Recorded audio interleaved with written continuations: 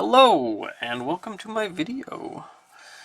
So, as you can see by the title, this is a box opening video and sort of a, I don't know, I guess you'd call it a first impression sort of thing for Sorcery Contested Realm, and this is for the beta release. So I have been a Patreon member of Alpha Investments for quite a while, and I saw this come up for sale, and I thought it looked pretty cool. Anyone who knows me, and maybe you can tell by the playmat, but I am a really big fan of old school Magic the Gathering, like 93, 94. Arabian Nights is like one of my favorite sets, and I've got cards laying everywhere here. Like there's some witches and some oubliettes and some deserts, and yeah, anyway. Yeah, I love old school Magic.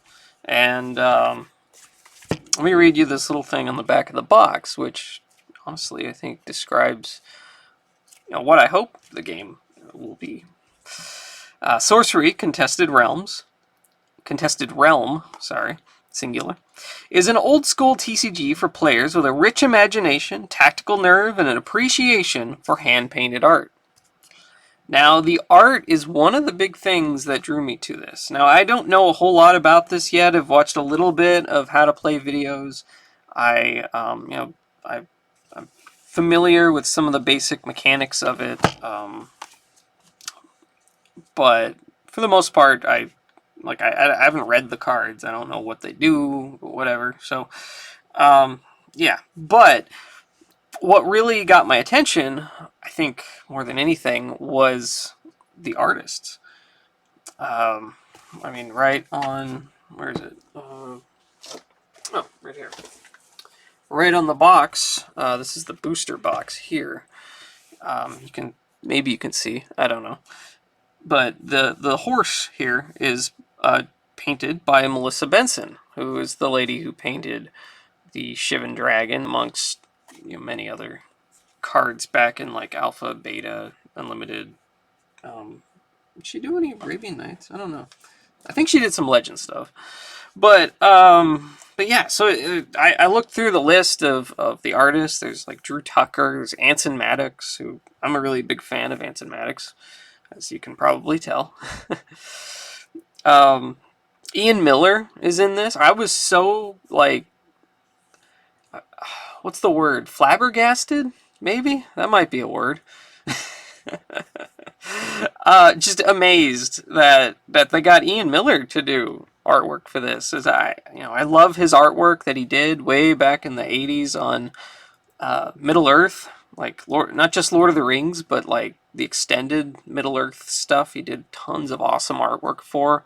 And my favorite, like the artwork that made me just absolutely love old school Warhammer, or Old Hammer as you may call it, was the Realm of Chaos book from, I believe, 1989. Realm of Chaos, Slaves to Darkness, which had a lot of really awesome Ian Miller artwork.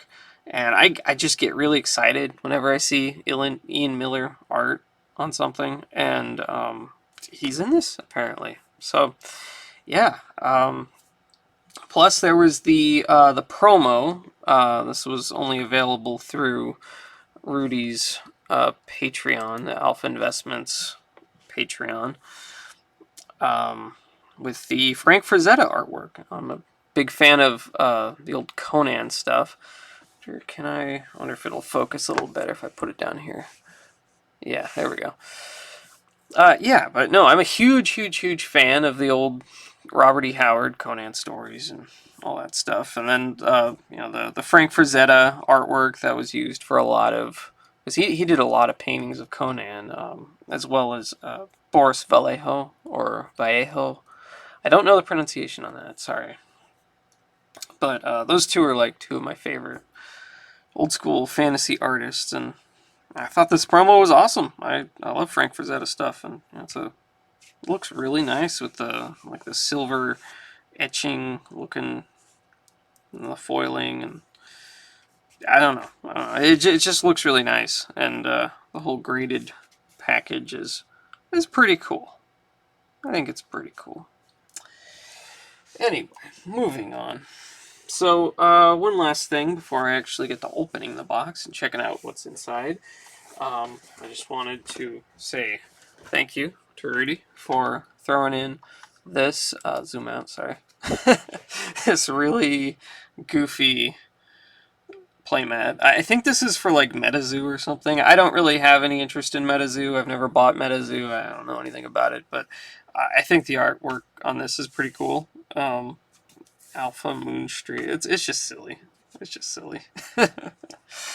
But he threw this in, I think, because there was a bit of a whole thing where the actual sorcery playmats that were shipped had gotten lost in customs, and so yeah, he will be sending out the actual playmats to everybody in the Patreon thing later. But there was kind of an uproar because I guess kind of a miscommunication. I'm not entirely sure, but yeah, he just threw in these because I think people were upset they weren't getting their playmats. But pretty awesome.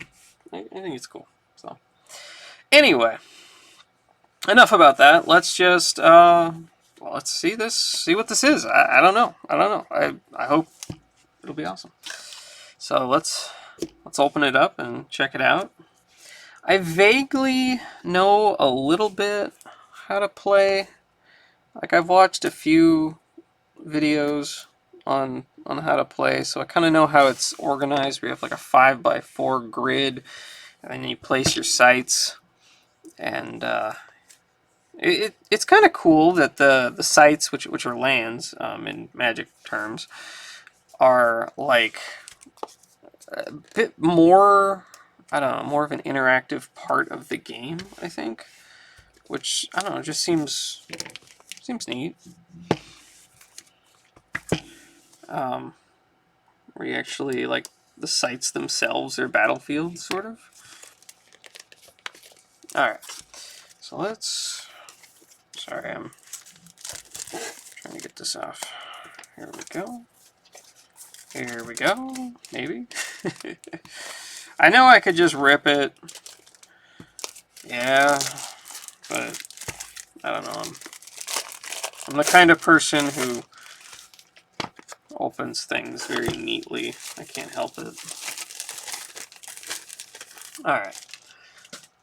There we go. Alright, so this. An Eric's Curiosa game. Interesting. Okay. I think it said, yeah, on the back here. Created by Eric Olofsson and Nicholas Reynolds. I don't actually know anything about these people, other than what I just read. Harness the power... Harness the knowledge and power of air. Manipulate with the charm and trickery of water. Unleash the desire and destruction of fire, and rule with the dependable strength of earth. Okay, so kind of like, again, I'm gonna be comparing this a lot to Magic because that's kind of the only thing I have to base this on, I think. And that's where I'm coming from. But yeah, it seems to be that, let's see, knowledge and power. There's air, okay. Charm and trickery. So water is going to be like illusion type of magic, I guess. Air will be kind of like, let's see, knowledge and power. What would that be exactly? Knowledge makes me think of like Ancestral Recall. And, you know, kind of the typical blue cards of Magic. Okay, and then fire, destruction. I mean, I guess fire burns things, and earth. I don't know. Let's open up and see. Okay, this box contains 4 ready-to-play starter decks. All right. So we'll check that out. So let's go ahead and cut this seal here, and shoot. There we go. All right. There we are. So, what do we have here? What is this? We got... Oh, it comes with a booster pack. Hey! That's kind of cool. We get a free booster pack in our little box here. And what are these? What are these? We have Rubble, a barren site, demolished and destroyed. Provides no mana. Jeff Menges artwork. Awesome. I love Jeff Menges. He did, I believe, Show and Tell? I want to say he did Show and Tell. Let's see. Let me zoom in. Okay. Hopefully you guys can see that okay. Alright, so my first time feeling the cards. They're very... almost slippery, I would say. Almost slippery. It's not a bad feeling. Feels a little bit thin, maybe. Yeah. The printing looks nice. It's a lot better than Magic nowadays. So many times open Magic cards now, and they're just smudged. But yeah, cool back to this. It's like a map of the game world, maybe? They made a whole map thing. Okay, so I'm not sure why we have 3 rubble barren sites that are just loose, but okay. Maybe that'll be clear later. I'll open this booster pack in a minute. So let's start off with, what's this? Geomancer. Okay, so that's going to be... Oh, sorry, let's move that up. Geomancer, alright. So I'm guessing by the art, this is going to be Earth? This might be Earth. Yeah, rule with the dependable strength of Earth. Contains a starter deck for single player, 1 avatar, 16 atlas, and 36 spellbook. Okay, so the avatar thing reminds me a lot of the Warcraft TCG, which I don't know if that was at all an inspiration as well. I mean, obviously Magic is an inspiration for this, but I kind of liked the concept of the in the Warcraft TCG where you have your hero card.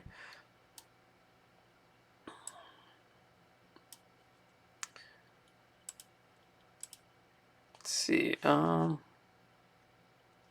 to see if I can focus it. Sorry about that. How's that? That seems better. That seems better, I think. Okay. Sorry. But yeah, in the Warcraft TCG, I've got all my cards in the other room, but you had your hero card, and that was like basically the representation of you in the game, and they had different stats. They had different amount of health. They had different, HP or abilities or whatever. And that seems like that's kind of what the avatars are like in this, which I think that's pretty cool. So I may make a few references to the Warcraft TCG while I'm doing this, because it seems like they maybe they did take some ideas from that, some ideas from Magic, and I think they had great ideas in the Warcraft TCG as well as I mean obviously Magic. Alright, sorry, I'm trying to cut this open all neatly because that's what I do. There we go. Nice and easy.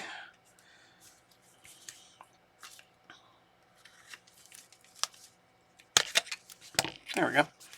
Cool. Oh, hey, and they put a little bit of, like, packing material in here to make sure that it doesn't slide around too much. That's nice. That's nice. Oh, yeah, I had a question as well. I was wondering if these would be large enough to hold a sleeve deck. So let's take some sleeve cards, and yes. I don't know how thick the deck is going to be, but here is a little stack of sleeved Magic cards. And yeah, no, it fits in there great.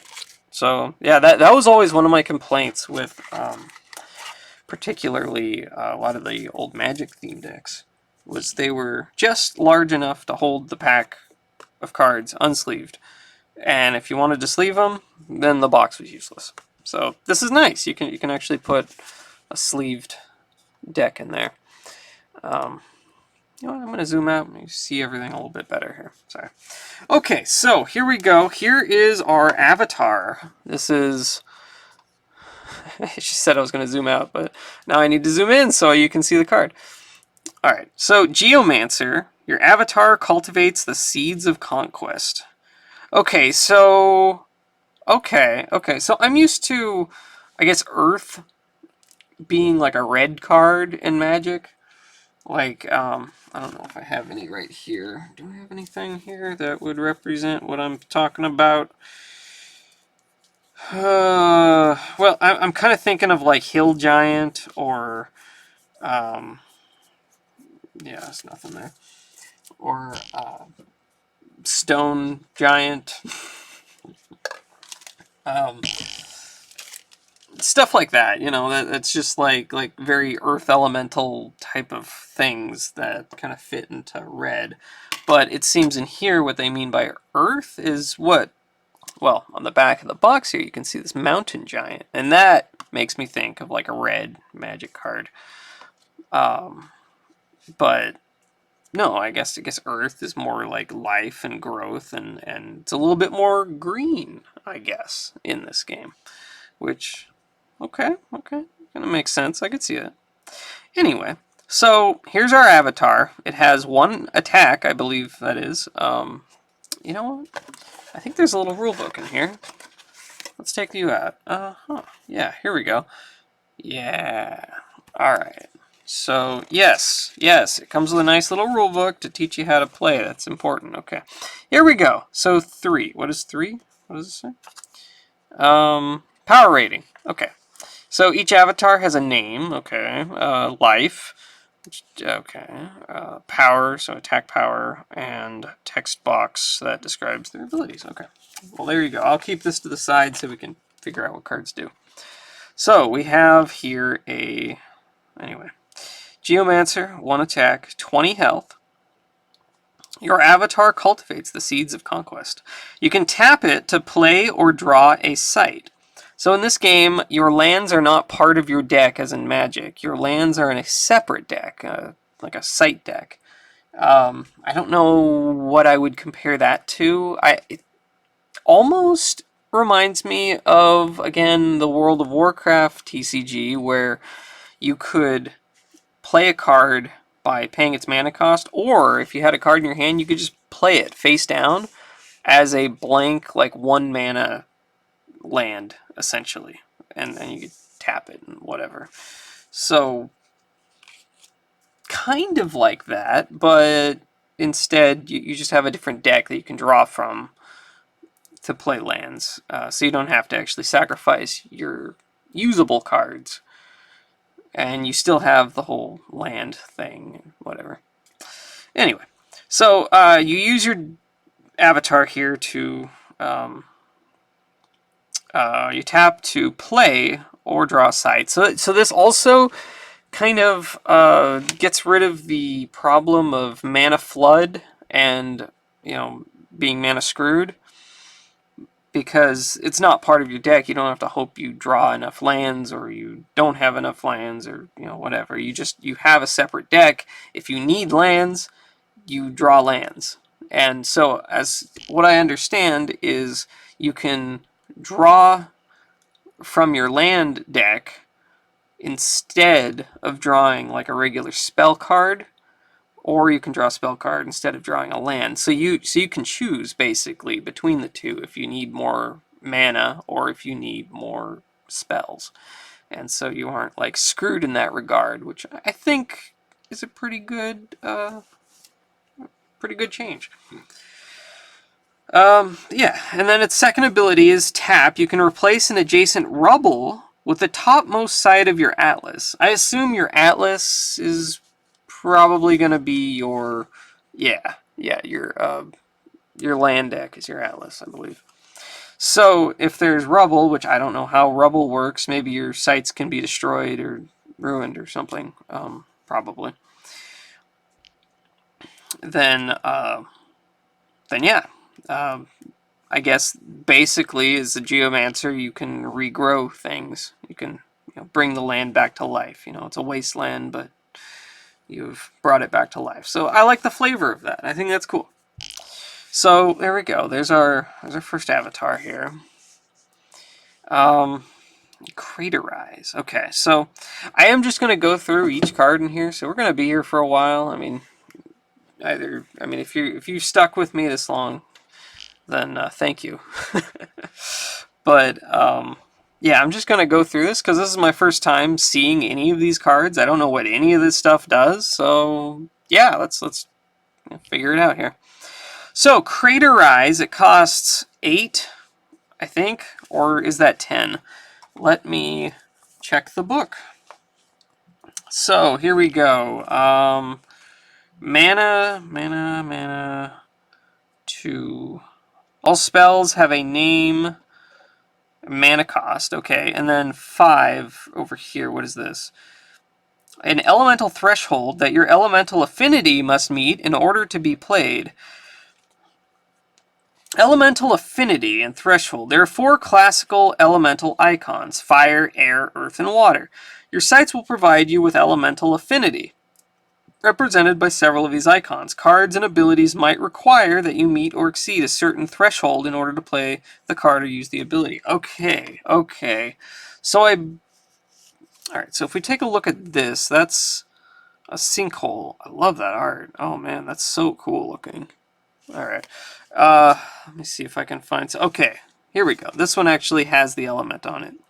So, this is a holy ground, which is an exceptional site of benefaction and blessing. That's another thing about this that I think is kind of interesting, and I haven't quite figured out yet how it works. But there are no set symbols, there's no rarity icons. Its rarity is by the name of like the description of the card. So like an exceptional site, or like a mundane site, or an elite giant, or an ordinary something. I think, yeah. So I think elite is like a rare, and then exceptional might be like an uncommon or something. Anyway, so this would give you your affinity, like 1 earth affinity, I guess, because it has a little earth icon on there. I don't know what Genesis means. That's a keyword I'm not sure about. I haven't learned that yet. But it can heal nearby avatars, however that works. So this card here, this is Elite Magic, which I assume is a rare. I mean, it looks powerful. The art's pretty crazy. It kind of reminds me of like a little bit of like Damnation. The old Kev Walker Damnation artwork, which is like one of my favorite artworks in Magic. Yeah, it almost looks like a freaking nuclear bomb about to go off. But like, I don't know, some kind of crazy explosion. But yeah, Elite Magic of Cataclysmic Impact. As an additional cost to cast Craterize, discard a site, destroy target site, and deal damage to each unit above or below a site in the area of effect. Okay, so you have to discard a site, like, what, from your hand, maybe? You destroy a site. Okay, so that would turn it into rubble, I believe. And deal damage to each unit above or below a site in the area of effect. So is this the area of effect? How does this grid work? Does it do like 10 damage right in the middle of it, and then 7 adjacent, and then 4 to the corners, and then kind of cuts in half further from then on? Seems like it, like, because the game uses like a, wasn't it? Isn't it like a 4x5, or is it a 5x5 grid? You know, I don't know. Let's see. Does I assume the book would tell you. It is a 5x4 grid. It seems to be okay. All right. Don't know exactly how the whole grid thing on here works, but it looks really powerful. 8 mana. 2 of your affinity have to be Earth. Okay. Let's move. There we go. So we're gonna set the sites to the side, and then we'll look at those after. So that's Crater Eyes, and then we have Raytanus Titan. An elite giant makes an epic entrance. Genesis. Okay. Maybe the book says what Genesis does. Okay.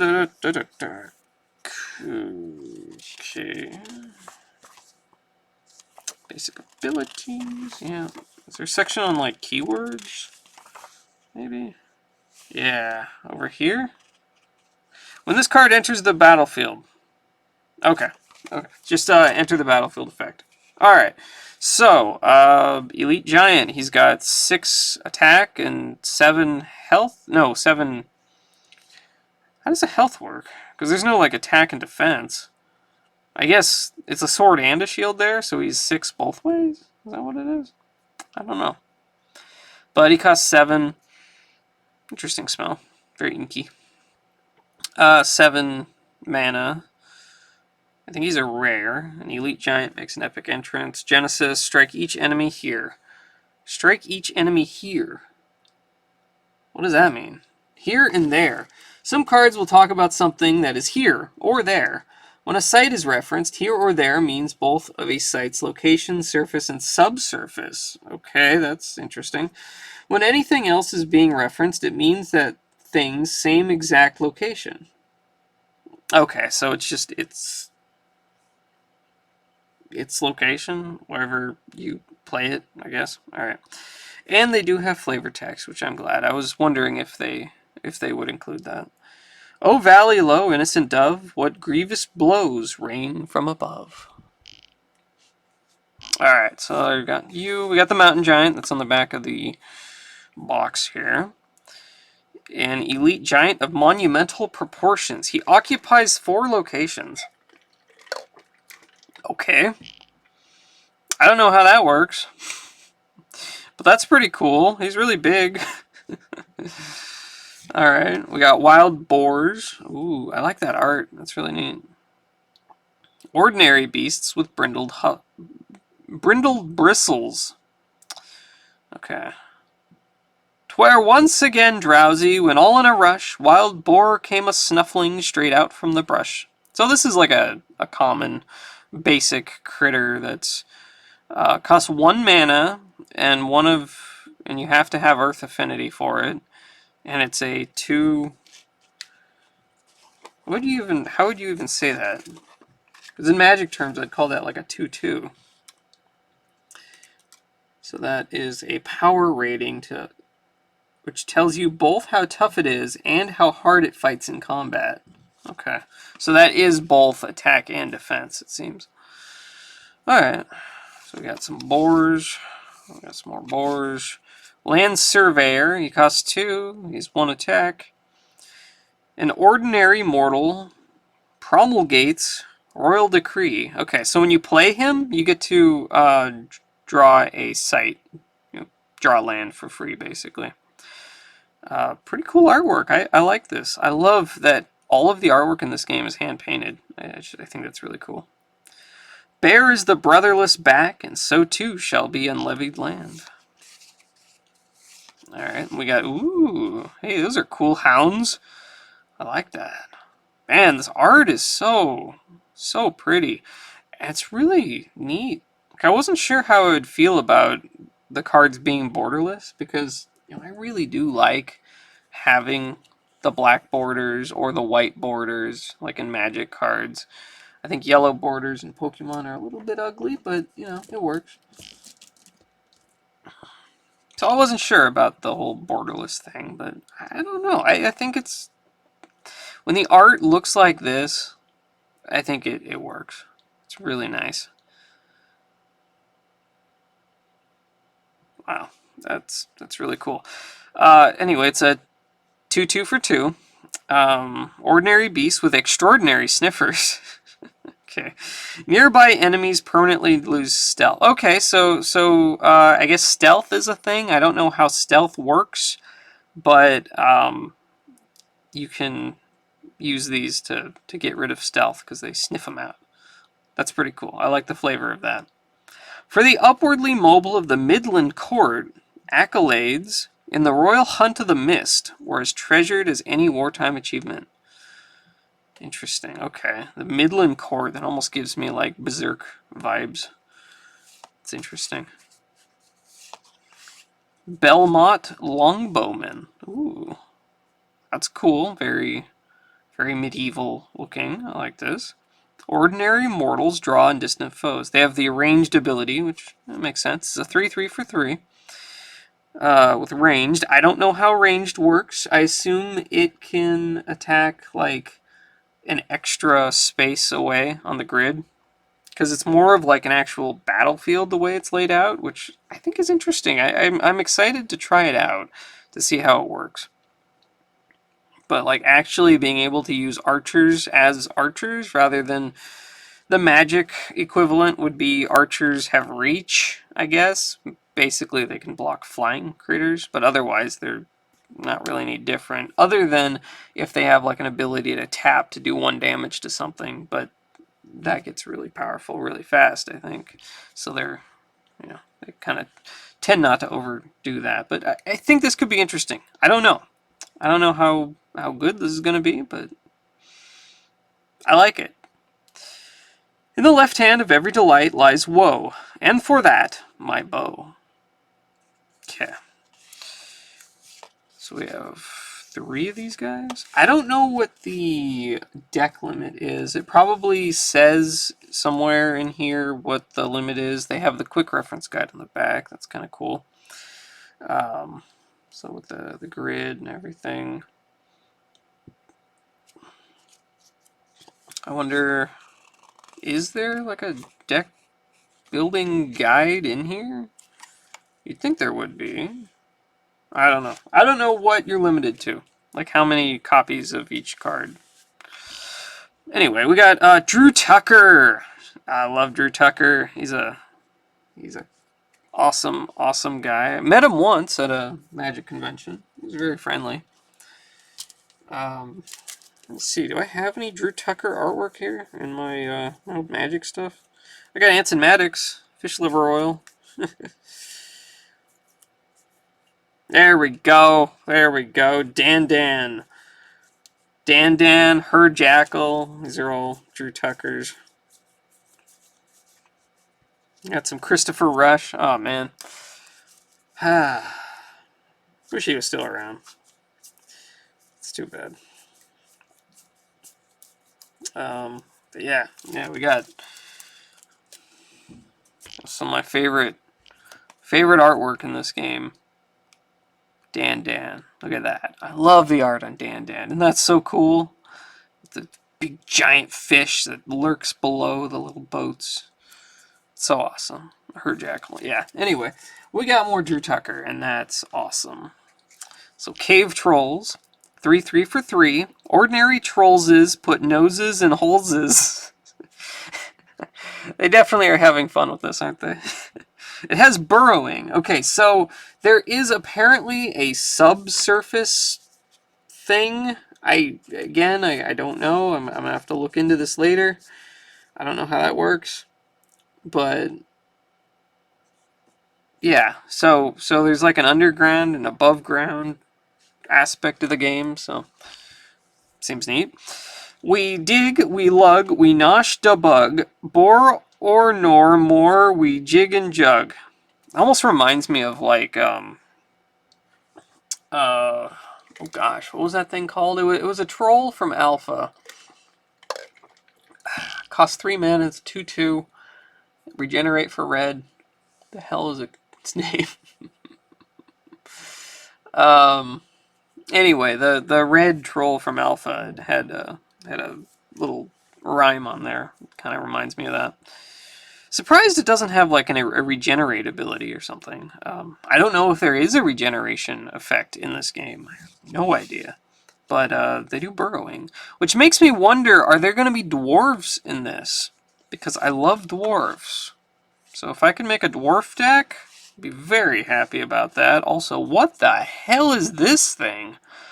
That is terrifying. Pudge Butcher? You know, this is what we really are lacking in Magic nowadays, you know? Just this. Just bizarre looking, weird art. Kind of like Living Wall. Oh my god, what is this thing? An exceptional demon of corpulent choler.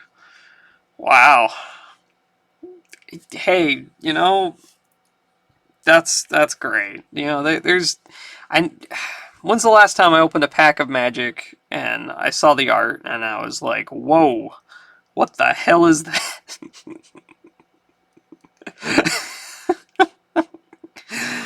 Oh my gosh. Okay, so it's a demon.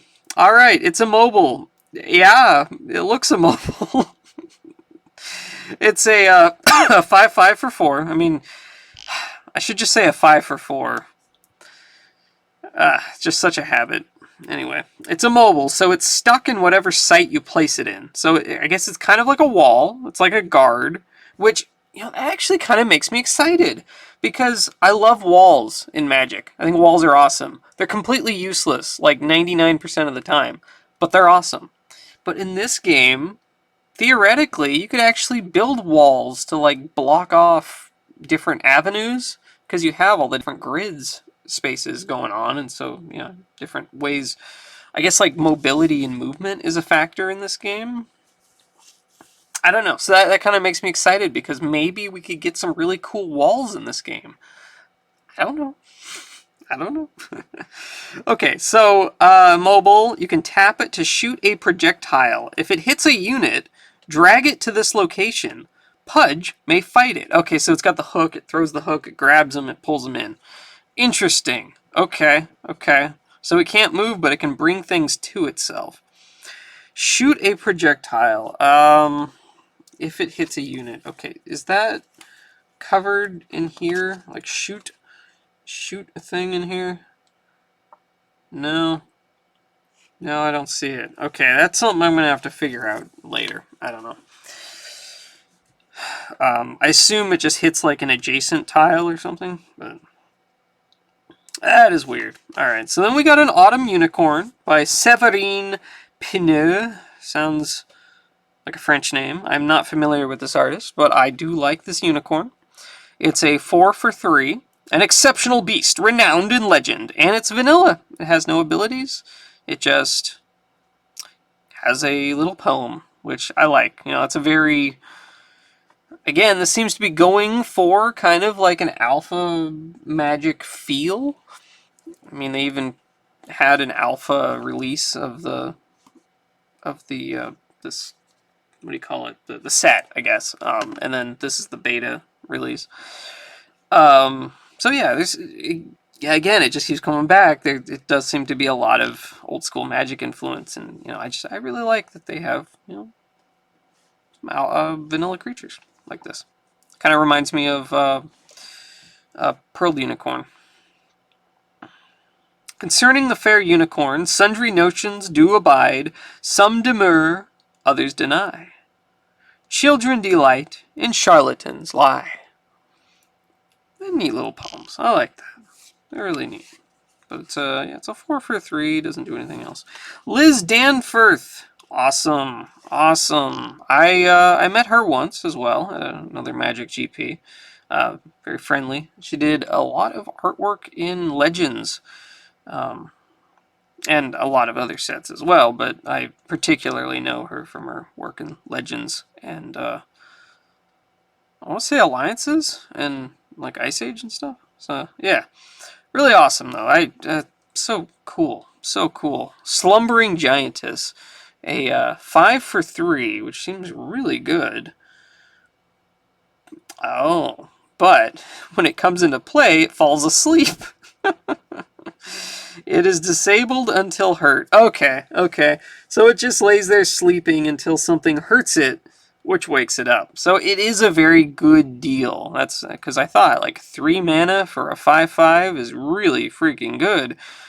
But you know, you can't use it until somebody actually attacks it or something. So again, it's kind of a little bit of a roadblock card, I think, where you drop it somewhere and be like, all right, don't mess with the spot. I've got a giantess here. Or you could hit her with a lightning bolt and wake her up, probably. I don't know. House Arn Bannerman. Cool. Cool. I don't... I'm really curious if there's, like, some lore behind the set. Like, I guess Magic, when it came out originally, didn't really have, like, a backstory for a while. Even Arabian Nights didn't really have, like, its own backstory so much. They did eventually get one, and they reused a lot of like words like Sarah and Herloon and Sengir and stuff like that kind of came back in Homelands and kind of fleshed it out a lot more. And I'm wondering if they actually have a backstory for this, and I don't know, are they gonna do sorcery novels or anything like that? Because that was one of my favorite things about Magic in the old times, was the novels. Like, I don't care about their stories anymore. I think it's all a bunch of Marvel ripoff garbage, which I love Marvel. I just don't want Marvel in my Magic. Anyway, tangent. So 4 mana for a 2/2 seems bad. An exceptional mortal holds banner high. Other nearby allies have +1 power. Okay, that's pretty cool. So it's kind of like Crusade. Crusade from Magic, or Jihad, which a little bit less, but makes it's a buff for your guys. It gives them +1, +1/+1 essentially. I do wonder if it's a, I don't know. I'm wondering if it would hurt the game at all by having the attack and defense in one stat like that, like have a 2/2. Like, I don't know. I don't know, because that's the thing about walls in Magic, was they'd be like a 0/8 or something, and it'd be like they don't do any damage, but they're really tough. And from what I understand in this game, a wall that's like an 8/8 would be like, it'd be like an 8/8, which means it would do a crap ton of damage as well as being really tough. And I don't know. I mean, I haven't played it yet, so that's just one concern I have, I guess. For the most part, the game seems really well designed. That's just the one thing that I'm kind of unsure about. Alright, so there's a little poem. Our crest and banner will once again be a symbol of glory and strength. Andrea Modesti did the artwork for this, and I think they did a good job. Dalcian Phalanx. Okay, this is kind of like a Greco-Roman looking thing going on here. That's kind of cool. Exceptional mortals who yield no ground. Alright, so it's a 5/5 for 4. Can only move themselves forward. Okay. I assume that means that it can only go straight forward towards your opponent, and it can't go like left or right. Okay. Yeah. So it's a 5 for 4. Sorry. It can only go straight ahead. Fairest of sights on the dull black earth, some say, is a host of horse in battle array. A phalanx on foot, another will cry, or a navy full sail athwart the sky. Sappho. Alright. Oh, is Sappho like a classical author? Because the next one here has a quote by Homer. Again, that's something I really loved about old school Magic, was that they took quotes from classical literature and put them on the cards, and I really love that. And that seems like that's something that they're kind of bringing back here. So we got Amazon Warriors. Ordinary mortals of magnificent stature. Tonight we keep watch, and tomorrow before dawn we shall arm ourselves in our weapons, and beside their hollow vessels awaken bitter Ares. Okay, so that's from Homer, probably from the Odyssey, maybe? I don't know if... it's been a while since I read the Odyssey. I don't remember if he encounters an island of Amazons in that, or if this is a quote from the Iliad. Elvira Shakarova did the art for that. Okay. King of the Realm. Okay, so unique mortal. I'm wondering if that's like limited to one per deck or something. I'm not sure. Or if that's like legendary. Which, would that be limited to one per deck? I don't know. I don't know. Something I have to look into. But this is 7 mana for a 3/3.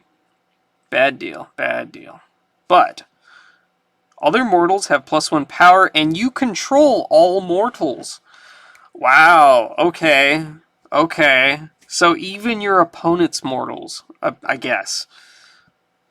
Interesting. What happens if you both play King of the Realm? Is it like the person who plays it last has the control? I'm not sure. But wow, okay. Because I guess if your opponent has the king, he is also a mortal, so then you would take control of the other king when you play this king? Or how does unique work? You know, that's a good question. Let's see here. Unique. Terms and keywords. Is that in here, or is that on a different page? Nope.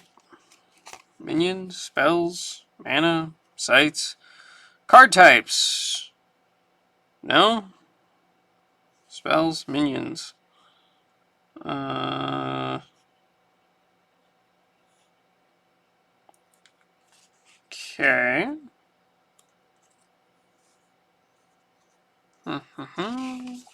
Creating your own decks. For your first few games, use the pre-constructed decks provided. Once you find your feet, it's encouraged that you customize your own decks. When you do so, your Atlas deck should have at least 20 cards, and your spell book should have 40. At least 40. So it's like a minimum of 40 then? That's all they say, though.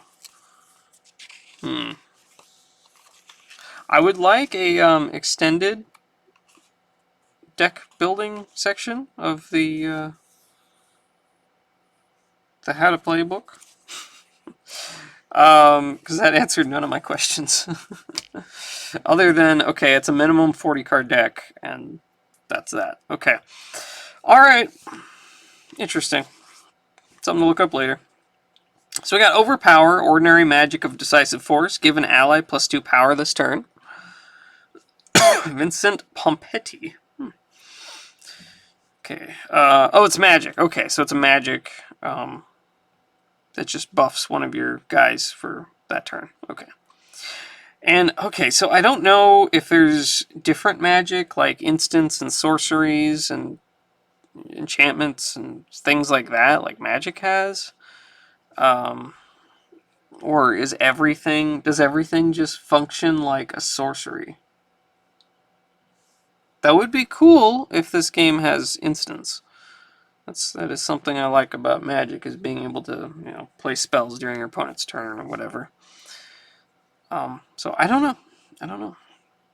Suddenly the soldier was flung so violently from his mount, his sword became a plowshare. Okay, yeah, swords to plowshare. There you go. It's a little bit of a joke there, huh? Okay, we got Divine Healing. It costs 1, but you have to have 3 Earth Affinity. Exceptional Magic of Faith Unfettered, and you gain 7 life. Okay. I have heard your prayers and seen your tears. I will heal you. 2 Kings, 2050, or 25. Okay. Not sure about that one. We got Border Militia. Ordinary magic to defend the motherland. Summon a foot soldier token to each site that you control that borders an enemy site. Okay. Okay, that's a neat little like token generator card. Berry.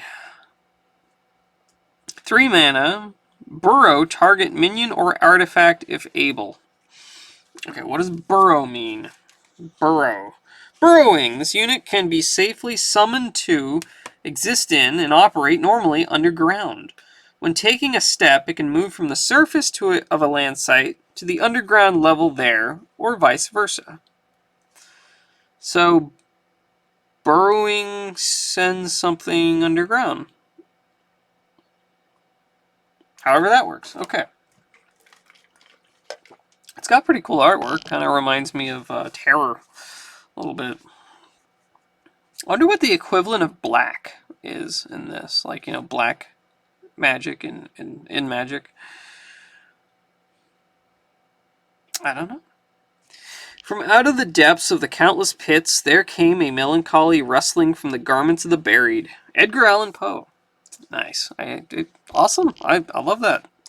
I love that they're using, like, actual literature quotes on these things. Cave in, okay. Burrow all minions and artifacts occupying target land site.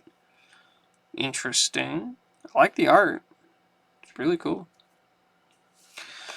Entangle terrain. An ordinary aura of trammeling roots. Okay, so maybe an aura is like an enchantment. Minions occupying affected site lose airborne, which is be flying, I guess, and are immobile, and it lasts for 3 turns. Interesting. Okay. Okay. Just a kind of reminds me of like Earthbind. Earthbind? Yeah, Earthbind from Alpha. Ooh, that's cool. I like that. That's really cool art there. Siege Ballista, an exceptional weapon and engine of war. Tap Bearer. Tap Bearer? What is Bearer? And another ally here. Bearer? I don't know. So, okay. So you have the Ballista. You have to tap at least 2 things. Assuming, I guess that is the flavor of that would be that, you know, someone is actually working the Ballista. The Ballista doesn't just work itself, which makes sense. And it does 3 damage to a unit up to 2 steps away. Okay, so it's another kind of ranged thing. Yeah, it's cool. It works like artillery, which, again, I like the idea of this grid. I think that's really cool. Rolling Boulder. Ooh. Whoa. An exceptional relic that gathers no moss. Units here have tap. Here, okay, so units in the location of the boulder have tap. Give Rolling Boulder a push. It rolls as far as possible. So all the way to the end of the grid, I guess. Whichever direction you push it. And deals 4 damage to each other unit along its path. Okay, so it just rolls down the whole way and does 4 damage the entire length down. Interesting. Okay, so you can kind of set up like traps and things. It's neat. It's neat. I'm kind of curious how that works. Oh, we got a trebuchet, so we got some more artillery here. An elite weapon flings aught far and wide. Tap Bearer and another ally here, same as the Ballista. And you discard a card. Okay, so it requires you to also discard a card. Deal damage equal to the discarded card's mana cost to each unit at target location up to 3 steps away. Okay, so it's a further artillery. And the damage is based on what you discard. So you're basically launching something at them. So if you launch a mountain giant at them, it'll do 8 damage to everything there. You'll lose your mountain giant, but, you know, mountain giants are big. Does a lot of damage. If you throw a boar at him, you'll do like 1 damage, so. Alright, and that is the Earth deck. We'll take a quick look at these sites here. And the sites are all sideways, which I think it's kind of neat. Gives more of a landscape view. So we got Humble Village. It's an Earth card. When it comes into play, you can pay 1 mana to summon a foot soldier token here. Cool. I don't entirely know how tapping for mana works. Or do you tap for mana, or is mana generated automatically from what you own? I assume there's no mana burn. I don't know. But yeah, Humble Village, it's nice. Rustic Village, okay. Do these don't form like a panorama or anything, do they? I don't think so. No, that would have been kind of neat. But... Okay, so we have Humble Village and Rustic Village, which they do the exact same thing. Yep, same exact thing. Rustic Village. And we have Simple Village, which does the exact same thing. Okay, nothing super exciting there. We got Vantage Hills, an exceptional site with striking views, Jeff Menges artwork. Ranged units atop the site have +1 range. Well, that's kind of cool. I like that. I like that terrain actually has an effect on some things. Particularly, you have hills that are up there, and you put your archers, bowmen, wherever they are. Where were they? Where's the bowmen? There they are, these guys. You can put these up on the hill, and they can hit things from further away. It's cool. I like the idea of that. Quagmire. Kyokalazans. It's the artist. An exceptional site of swamp and slough. So I'm wondering if... I don't know. Because, like, this is a swamp, but it's the earth. Would earth be kind of like a combination of green and black and part aspects of red? I don't know. I'm trying to compare this to Magic probably too much. But, I'm just trying to figure out, like, what kind of fits each category a little bit. But, yeah, so when this comes into play until your next turn, units are immobile while they occupy nearby sites. Okay. Let's see. Units are... Until your next turn, units are immobile while they occupy... Okay, so you play this, and then your opponents can't move. They get stuck in the Quagmire for that turn. I think that's how that works. That's kind of cool. Bedrock. Unyielding Solidity. Cannot be moved, destroyed, or modified. It's just a rock. Big rock. Then we have Holy Ground, which I looked at earlier. Can heal stuff. And then we have Sinkhole, which is like a wasteland, I guess. Or, functions like Sinkhole. But more like wasteland, I would say. Actually, more like stripland. Or strip mine. An elite site of impending collapse. Sacrifice Sinkhole to destroy a nearby site. Yeah. Alright. So that is the Earth deck. Interesting. Alright. Yeah, I won't really know what to think, I guess, until I play it, but from first glance, I think it looks really cool. Yeah. Let's see, then we have water. This is fire and air. Is that air? Spark Mage? Yeah, okay. I guess there's gin in here. That's cool.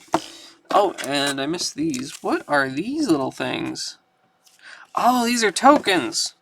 These are tokens. It comes with these tiny little, teeny, tiny, itty bitty, small tokens. Oh my gosh. Look at these little things. How am I ever going to find sleeves for these? They're so small. It's just like this little bitty, tiny, miniature little... Oh my god, they're so small. We got foot soldiers. Okay. Ordinary mortals march forth. Farewell, farewell, O warrior brave. Nobody can from death thee save. But they give you quite a few of them, it seems. So that's nice. And different artworks for the foot soldiers as well. We have like 3 different arts. We have a frog token. I love this. An ordinary, an annoying beast. It's like a Poison Tree Frog with the Submerge ability.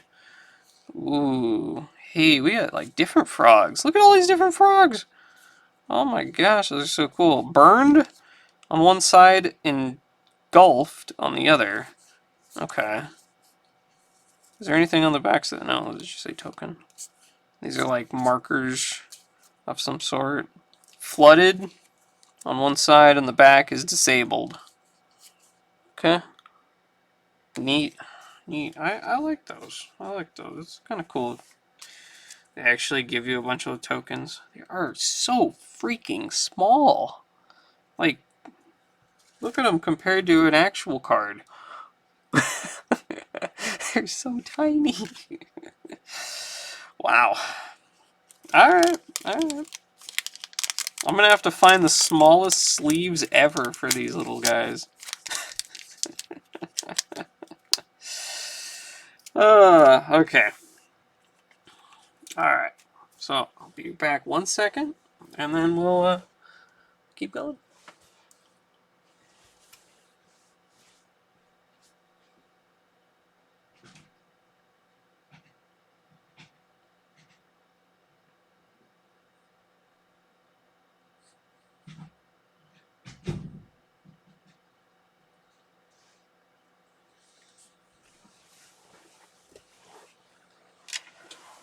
Okay, alright, so let's check out, I kind of want to see water next. I think water's probably going to have the frogs.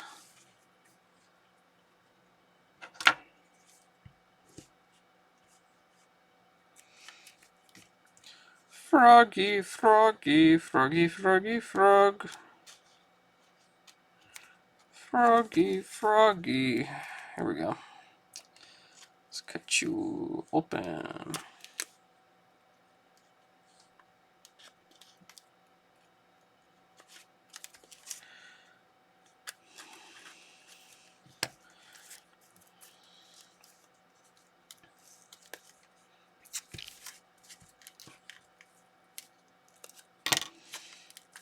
There we are.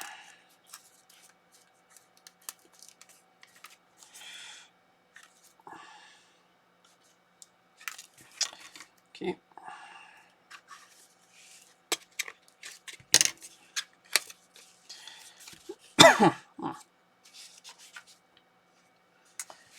Alright, let's put you back over here.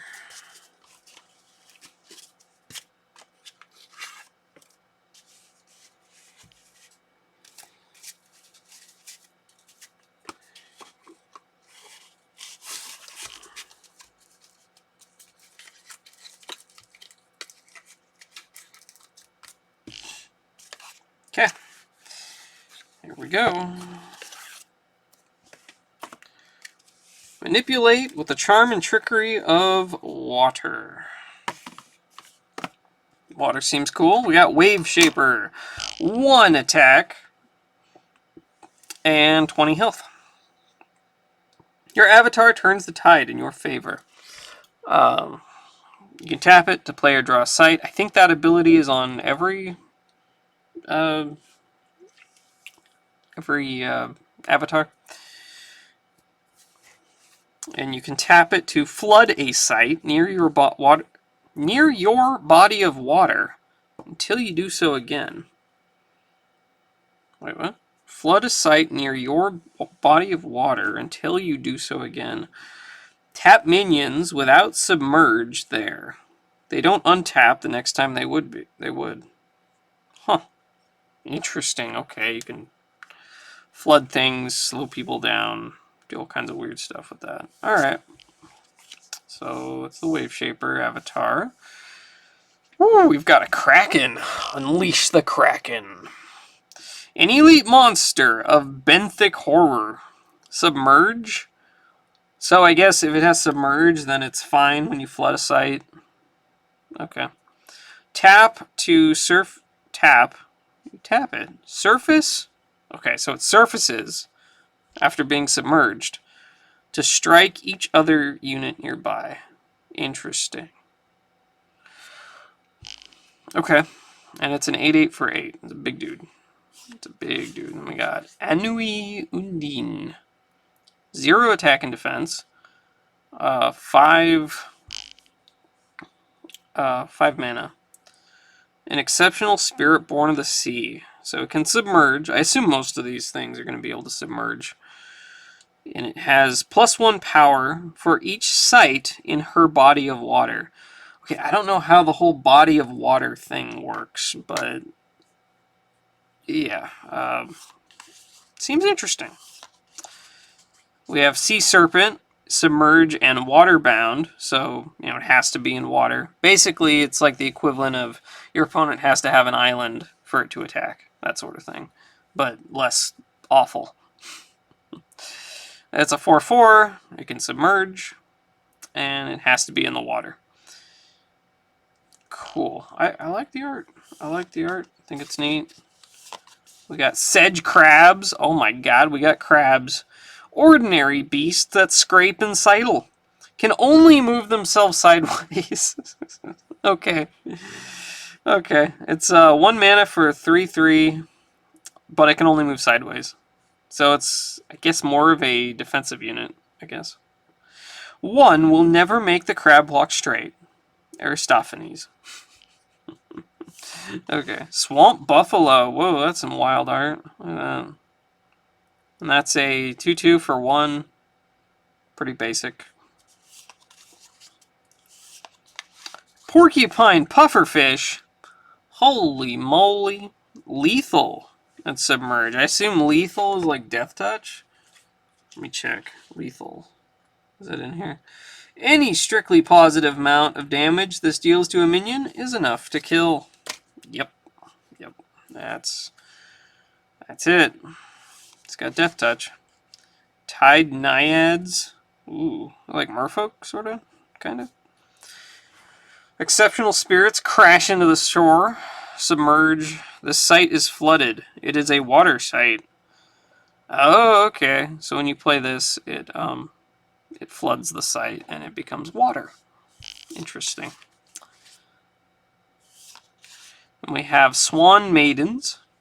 They're airborne and they can submerge. Interesting. So they can go up, they can go down, they can go all over the place. Before woman was, the water awaited her. Very neat. Polar Bears, Melissa Benson. There's her Melissa Benson stamp. A little signature there. That's the same stamp that's on the Shivan Dragon. That's awesome. I love those. That's great. Just looks great. Awesome polar bears. 2/2 for 2. Can move as if the top and bottom edge of the realm were connected. Oh, because they're polar bears. So, okay, they can... Wow. Okay. Interesting. Okay, they can move, like, directly behind your enemy's lines, essentially, because they can just move down on the grid to appear at the top. So they're like...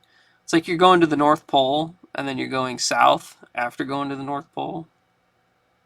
That sort of thing. I don't know. That's interesting. Coral Reef Kelpie. Ooh, another Melissa Benson artwork. Man, so colorful. That's so cool. So cool. It's a 3/3 for 3. Ordinary Beast of Tidal Wilderness. Submerge. Pretty simple, but it looks so awesome. Oh my god, I love this frog. Brobingnag Bullfrog. That's so cool. Oh my gosh, I love that artwork. Man, that actually reminds me of the Toad from Urza's Legacy. My first ever, back in the day, my first Magic cards was a binder of Urza's Legacy foils. And so oftentimes when I think of like what Magic is, the first thing in my mind goes back to that binder of Urza's Legacy foils, because that was like my first impression, and that's really what stuck with me of like the flavor of Magic. And there was a toad, a bloated toad I think it was called, and it looks very similar to this. So this is just like nostalgic in a way, and also it just it's really cool. I love this art. So when it comes into play, it swallows another minion. He carries it disabled in his belly until he leaves the realm. Oh my god, he's an oubliette. He's a freaking oubliette. Oh man, here you go. Here's oubliette. For any of you who don't know what I'm talking about. Oubliette is an enchantment from Arabian Nights. Costs 3 mana. Select a creature in play. When Oubliette is cast, that creature is considered out of play as long as Oubliette is in play. Hence, the creature cannot be the target of spells and cannot receive damage, use special powers, attack, or defend. All counters and enchantments on the creature remain, but are also out of play. If Oubliette is removed, creature returns to play tapped. Yeah, he's a walking oubliette. An oubliette bullfrog. Oh my gosh. Okay, this is my favorite card so far. I love this. Awesome. Awesome. Okay, we got Deep Sea Mermaids. We got Ordinary Merfolk of Mysterious Depths. So it seems you could probably make a Merfolk deck. 3 mana for a 1/1.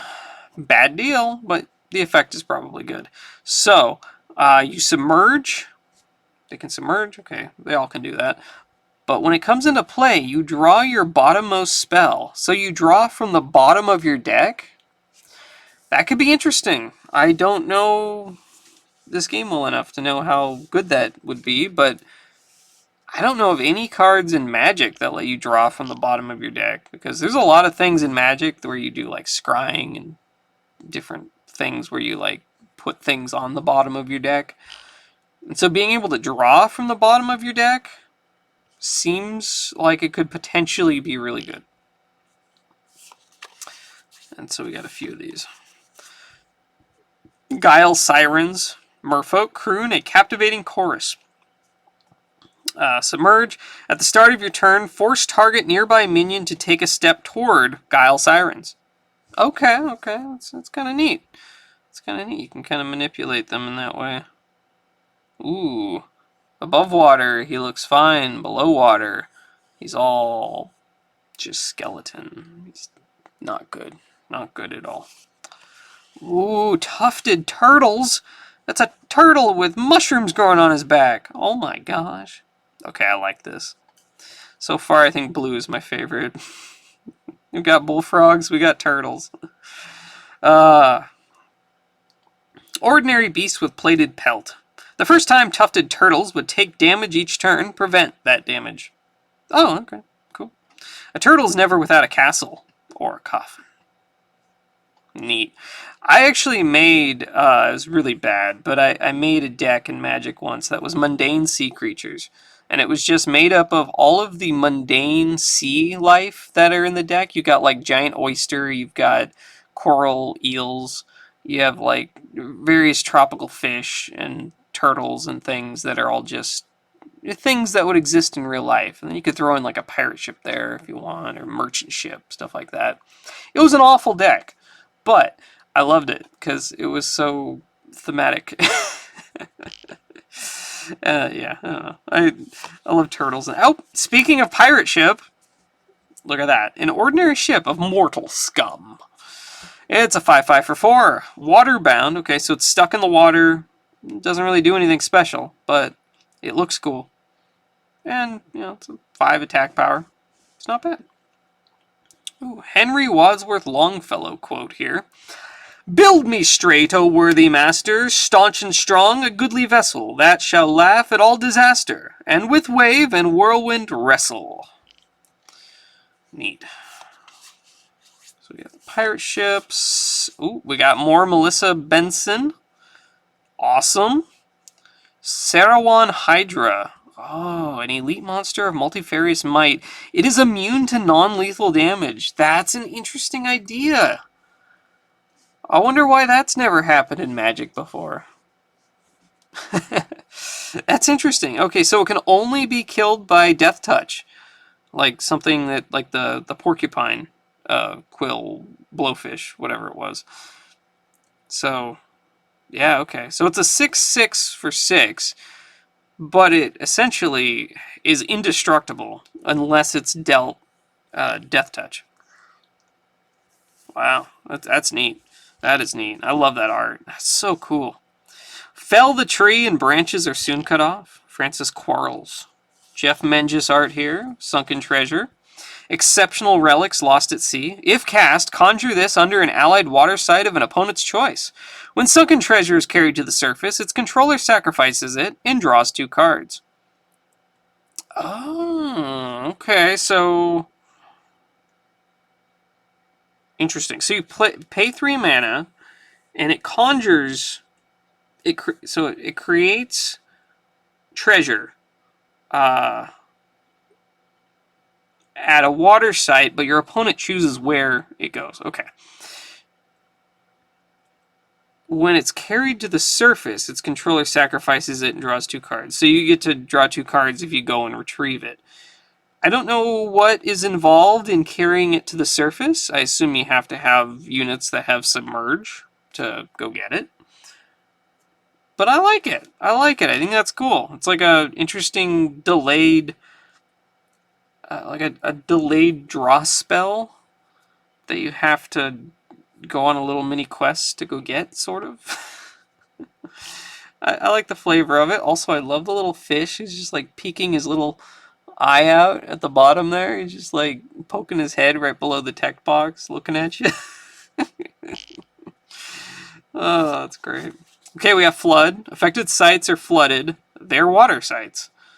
Alright, there you go. Nature is the anvil that has broken many hammers. We have Mariner's Curse. An aura of wrongs not forgiven. Whenever a minion enters an affected water site, submerge it and return it to its owner's hand. Whenever a minion enters an affected water site. Oh! Okay, so... Yeah, okay, so if you have a water site, it's essentially another trap. Yeah, if one of your sites is water and your opponent enters it, then you submerge them. And then this comes back and you can play it somewhere else. Interesting. Okay, I like that. I don't know how the specifics... Yeah, I don't know the specifics of how a lot of these things work yet, but I like the ideas here. Riptide. Target water site pulls in an above ground unit it's adjacent to. Pulls in an above ground unit. Okay, so nothing to do with underground or submerging or anything. And then you draw a card. So it draws you a card, it replaces itself, so that's good.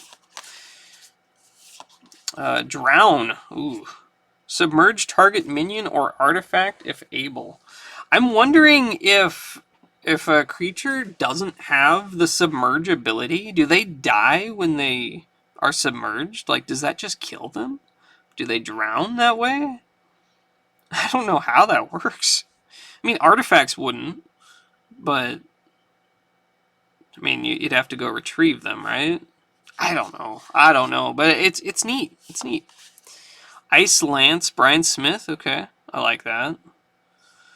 3 mana, shoot a piercing projectile, deal 3, then 2, then 1 damage up to 1 unit at each of the first 3 locations along its path. Okay, so it's a direct path, it seems. It does 3, 2, and then 1. Okay, from closest to furthest, I assume. Interesting. Font of Life. Each ally heals an amount equal to the number of sites in its body of water. Each ally heals an amount equal to the number... Okay.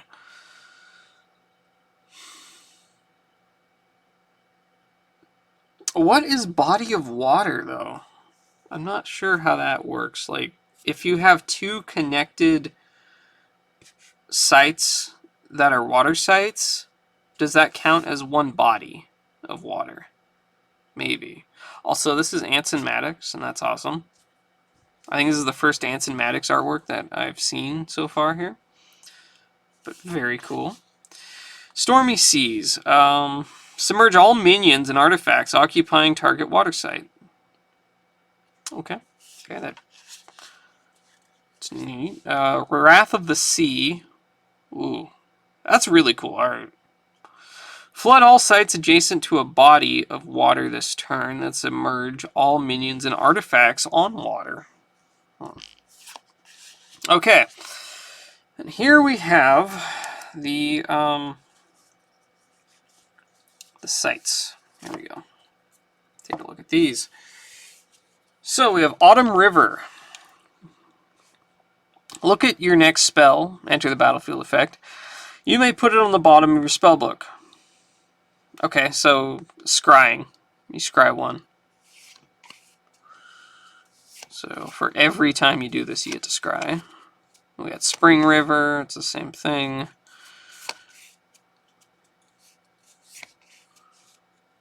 Okay. Summer River. Same thing. Undertow. An exceptional site of strong undercurrents. Staying within this body of water, move target unit 1 step. Okay, so when it enters... I don't know how that works exactly. That's what I'm going to have to look up later. Interesting. Floodplain. An exceptional site of intermittent inundation. Once on your turn, you may flood an adjacent site this turn. Okay, so the floodplain lets you flood plains. Alright. Which makes more water tiles. It seems like a big part of playing blue water, I guess, would be flooding, just spreading the water. I am holding that way too far up. I'm sorry about that. Maelstrom, a unique site of ineluctable malevolence. At the start of your turn, you may pull in each minion in this body of water 1 step. Oh, so you can pull things towards it, I think. Island Leviathan. Oh, it's a land that's also a creature. May transform into a monster. Place flooded rubble underneath. Wow. That's kind of cool. And that's Drew Tucker again. Cool, cool. Wow, that's really nice. Alright, and that's back to Autumn River. Okay, so that is the water deck. So let's quickly try to get through the other 2 decks because this video is already excessively long. But I do want to see the rest of them.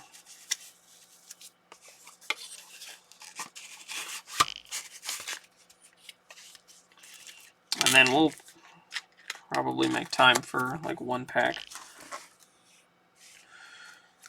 Alright, so what do we want to see next? Fire? Let's go with fire. Fire, fire, fire, fire. Yeah.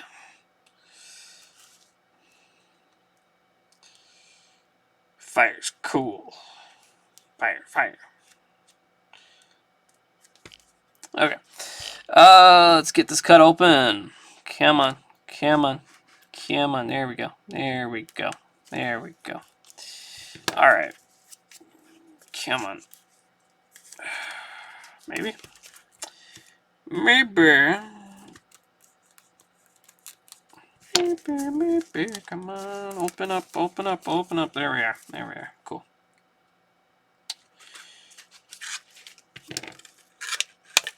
Alrighty then. Here is fire. Red was always one of my absolute favorite colors in Magic. So I'm excited for this. Expect a lot of burn spells. Flame Caller. 1 attack, 20 life. Okay. Your avatar rises from the ashes to rule. Tap, player draw a site. Tap, banish all your dead fire minions and shoot a projectile. It deals damage to the sum of their fire element. Interesting. Okay. Okay, that's a whole new concept to comprehend, but oh my god. This is awesome. Look at this artwork. Melissa Benson. Holy moly. Infernal Legion. 6/6 for 6. Elite Undead wreathed in Hellfire. At the end of your turn, deal 3 damage to each other adjacent unit. Grave Candelabre, Andance Macabre, the Damned Parade, and Ghastly Mob. Wow, that's freaking cool. I like that. Okay, we have Kalki Dragonettes by Jeff Eastley. Exceptional dragons, disgorge dollops of flame. Sweet, I love dragons.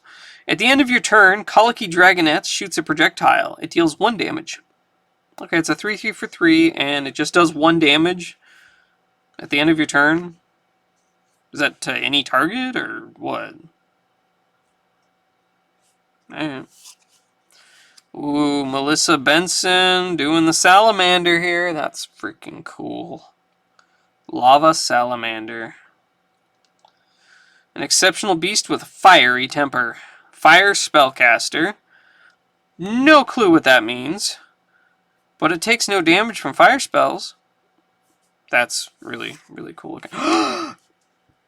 It's a camel! It's a camel! It's a camel! Oh my god, I love camels. So, yeah. Raw Dromedary. Oh my gosh. Oh my gosh. So it's a 2/2 for 1. An ordinary and superbly indifferent beast. Oh man, does it protect you from deserts? And of course grace remained, his head was high, though his gaunt flanks with a great mange were worn. There was not any yearning in his eye, but on his lips and nostril, infinite scorn. Archibald Young Campbell. Oh my gosh, I love the camel. I love the camel. Camel is like one of my favorite cards in Arabian Nights as well. I love camels. Camels are awesome.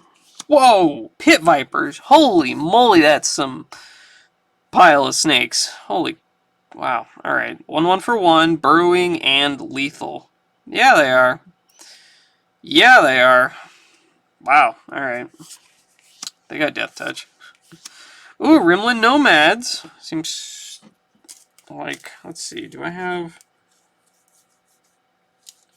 Almost feels like there's some Arabian Nights influence a little bit on some of these red cards. With the camel and the pit vipers, like Naf's Asp there. And there we go. Desert Nomads. Desert Walk. They're immune to damage done by deserts. Oh, yeah, there you go. Movement +1 takes no damage from deserts. Yeah, and it's a 2/2 for 2. This is a 2/2 for 3. But yeah, very similar. Even the art is kind of reminiscent. And hey, there's another camel. Very cool.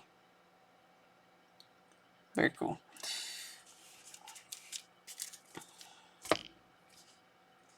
Takes no damage from deserts. What? Okay. Why does the camel not take damage from deserts? What's up with that? The camel should not take damage from deserts. I don't know.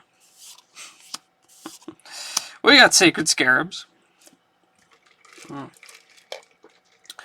Ordinary beast with an explosive finale. What the hell? Airborne. Okay, they fly.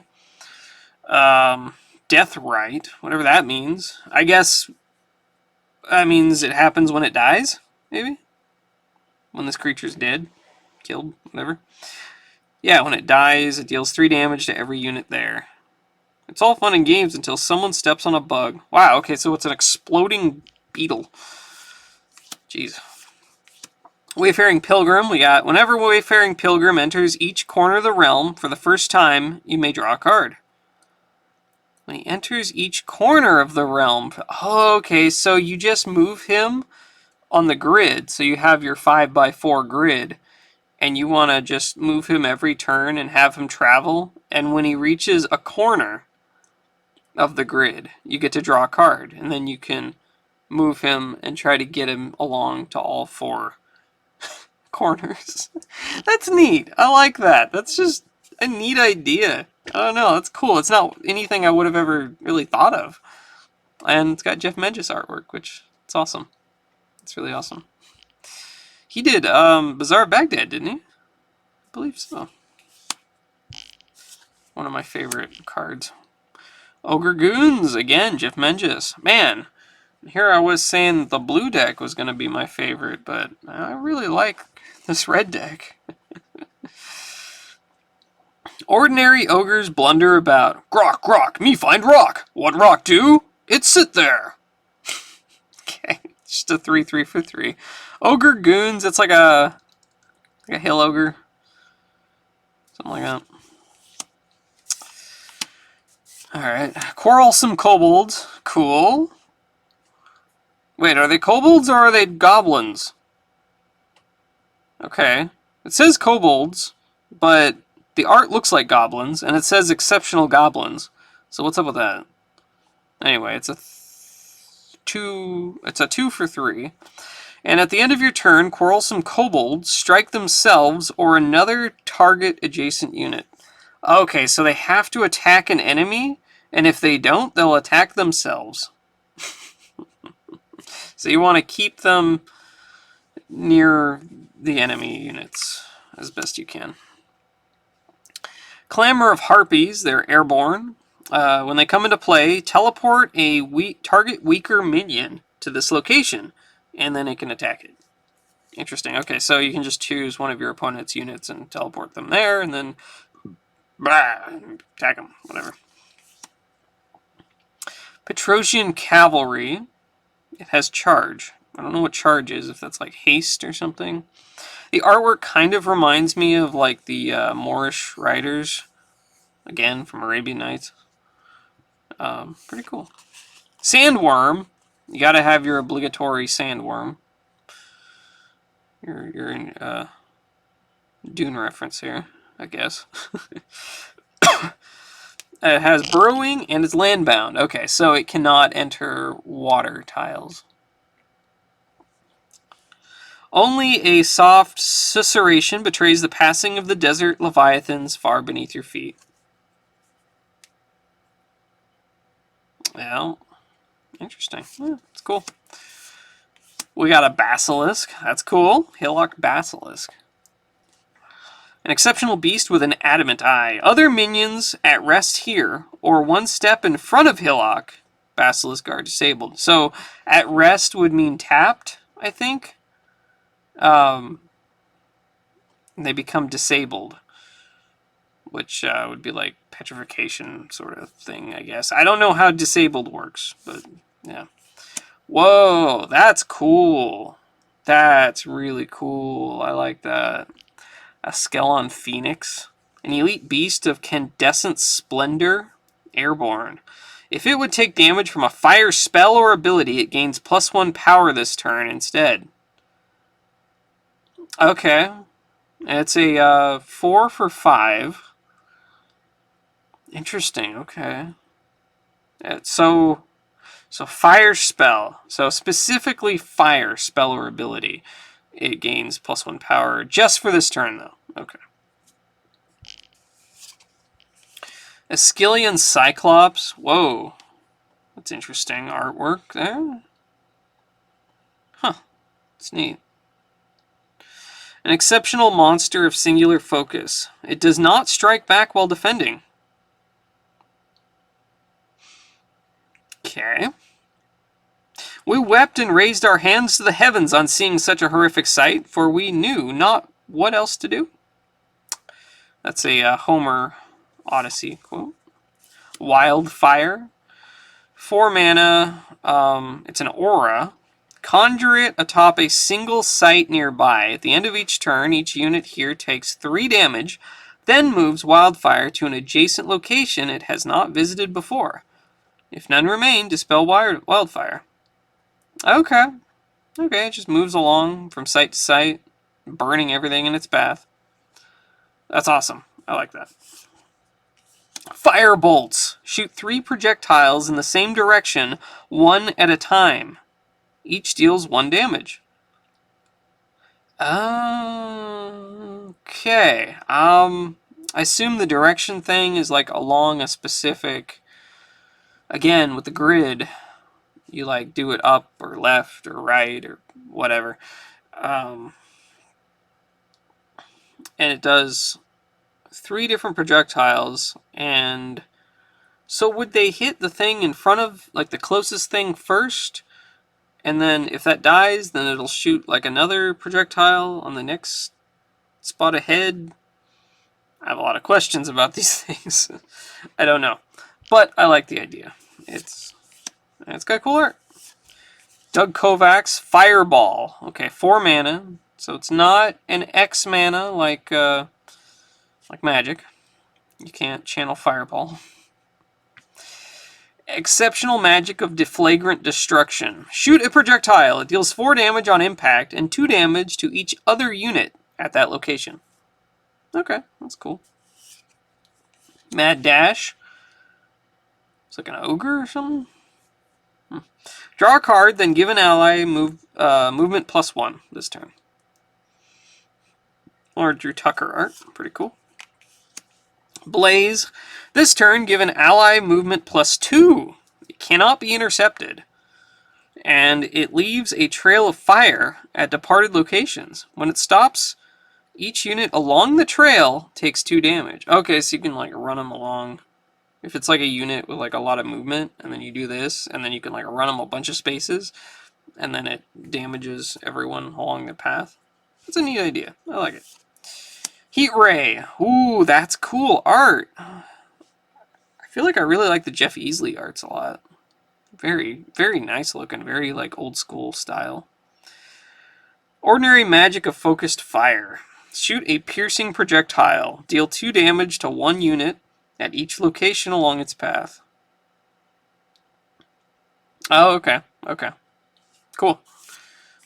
Holy crap. Minor Explosion. Holy moly, look at that art. Wow. Matthias Frisk, you did a good job. Ordinary Magic of Proximal Plosion. Deal 3 damage to each unit at target location up to 2 steps away. Wow. That's really cool looking. I like that a lot. Incinerate, okay. That's interesting. You can like see the canvas in the printing there. Kind of like the texture of the canvas or something. Ordinary Magic of Draconic Conflagration. Deal 4 damage to each other unit at target location near the caster or an allied dragon. Wow. Okay, that's cool. Cone of Flame. Okay, so here's again with that grid that was on that first card we looked at.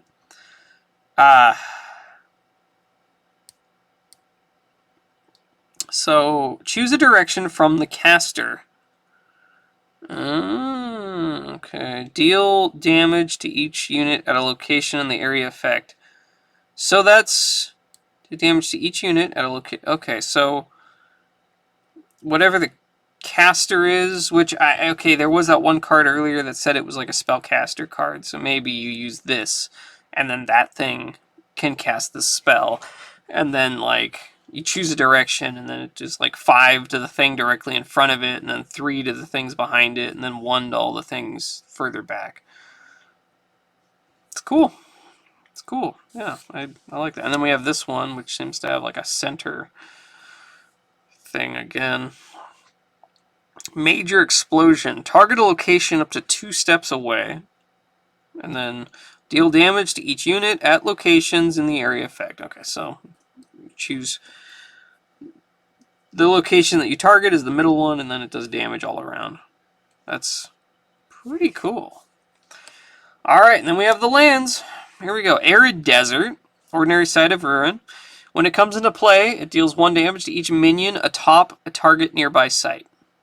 Okay, Interesting. We have Arid Desert. We've got Red Desert. I like the art on these. They're very cool. Really like desert artwork, so. Remote Desert. That one's got pyramids in it. Neat.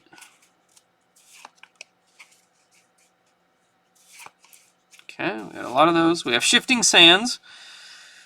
An exceptional sight of unsettled animosity. Genesis. Reactivate the Genesis abilities of your nearby deserts. Oh, okay. Makes your deserts work again. That's cool. Okay. Vesuvius. Mount Vesuvius. Oh, wow. A unique site of doom foretold. Sacrifice Vesuvius. Each occupying nearby site takes 3 damage. Okay. Neat. Whoa, what's this? Cornerstone? Margaret Organ Keene! Hey! She did some really awesome artwork too. Back in, like, Legends and stuff. An exceptional sight and fundament of the firmament. I don't know what that is. The art is wild. You may play this site to any corner. Any corner, huh? Okay. Sure, I don't really know what... Okay. Okay. And then we have the cavalry here. Okay. Well, that is the red deck. Or the fire deck, rather. So we got one more deck to look through. And I'll open the pack that came with this.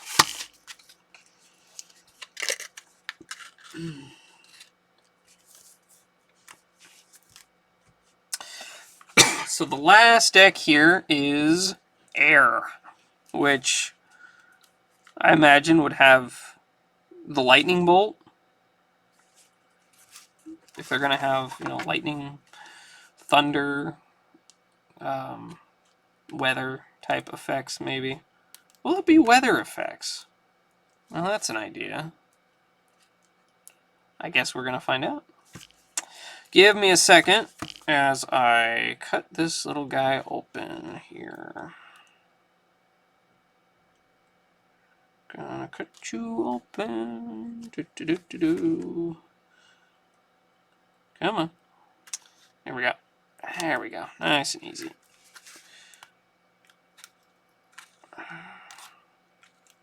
Oh. Come on.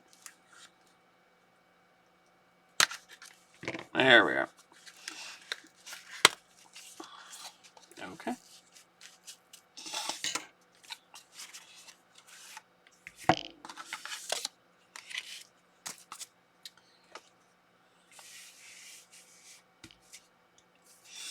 Alright, Spark Mage. Okay, so, in Magic, red has both fire and lightning. And this seems lightning is for the air, and fire is for fire. So we have 1 attack, 20, same. Alright, play or draw sight. Your avatar's enemies are in for a shock. Okay. Tap him to target nearby location. Deal damage to another random unit there equal to the sum of air spells you've cast this turn. Okay. Okay. Kind of like Storm, Storm in the Storm ability in Magic. Here we go. There it is. Lightning Bolt. Okay, it costs 2 mana in this. It's not 1. Ordinary magic of shocking uncertainty. It does 3 damage to a random unit at a target location. Okay, so you target a location, and it does a random unit. What do you do? Like roll dice or something? Maybe? Okay, we got several lightning bolts. We got Thunderstorm. An exceptional aura of tempestuous fury. At the end of your turn, deal 3 damage to a random unit atop affected sites. Then you may move Thunderstorm 1 step, and it lasts for 3 of your turns. That's cool. That's cool. It's like a storm that kind of migrates for a little bit. It does damage to things. Lucky Charm. It's an exceptional relic of Benison and Boon. Is this the first artifact? I don't recall seeing artifacts in any of the other ones. But I think this is like an artifact, right? It costs 1. Bearer's Controller has, whenever you would determine an outcome at random, determine it in extra time and choose one. Oh? Interesting. Okay. Okay. Huh. Alright.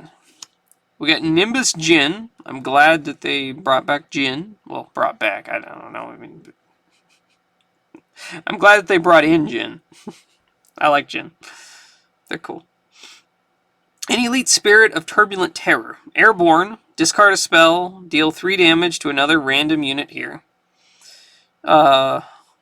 Okay, so he basically has Lightning Bolt built into him. He can just Lightning Bolt things. So that's awesome, and it's flavorful. Ooh, I like that. Sling Pixies. Airborne and ranged. They have little slingshots. That's cool. I like that. Exceptional Fairies. Flitter hither and thither. The flavor on this is just so good. It's so good. It takes no damage from units within it with 4 or more power. Okay, so like the Nimbus Djinn could not hurt it because it has 4 power. So it's only the weak little things that can affect it, I guess. That's neat. It is a 1/1 for 1. Yeah. Snow Leopard, I like that art. That's really cool. It's an ordinary beast, and it prowls powdery peaks. This is the Leopard, my child. His temper's anything but mild. Aim shot and see Beckwith. And that's just the basic 2/2 for 1 that every deck has. Cloud Spirit, it's a 2/2 for 2. An ordinary spirit chases the wind. Airborne, and it has movement plus 2. So we can move really far. Doesn't do much, but it's a 2/2, I guess. Or a 2, rather. I like the art, how it's like the clouds are parted in the shape of a person. And that's the spirit. It's kind of neat. Oh my god, that's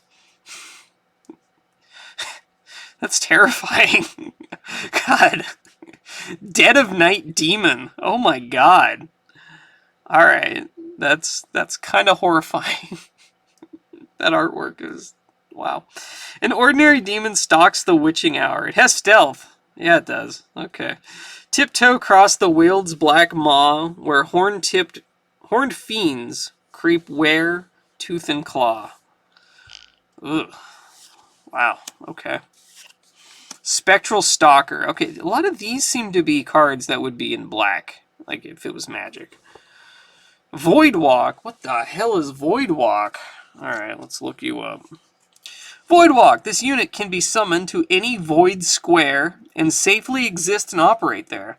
When taking a step, it can move into an adjacent void or out of the void and into any level of an adjacent site and vice versa. Okay, so when you play the sites, you play them onto voids, I guess. You know, just the places that haven't been played onto yet.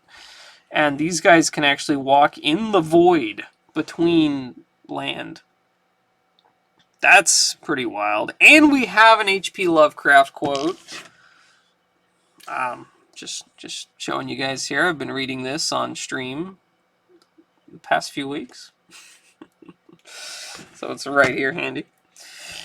We live on a placid island of ignorance in the midst of black seas of infinity, and it was not meant that we should voyage far. Wow, okay. That's some crazy eldritch stuff going on there. Holy moly. That's neat. Oh my god.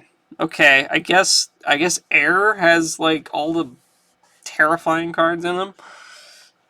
Void Walk, okay. An Exceptional Spirit, whereabouts unknown. At the start of your turn, Headless Haunt teleports to the top of a random site or void. How do you determine that? That's interesting, but at the start of your turn, he just teleports to a random site. Okay.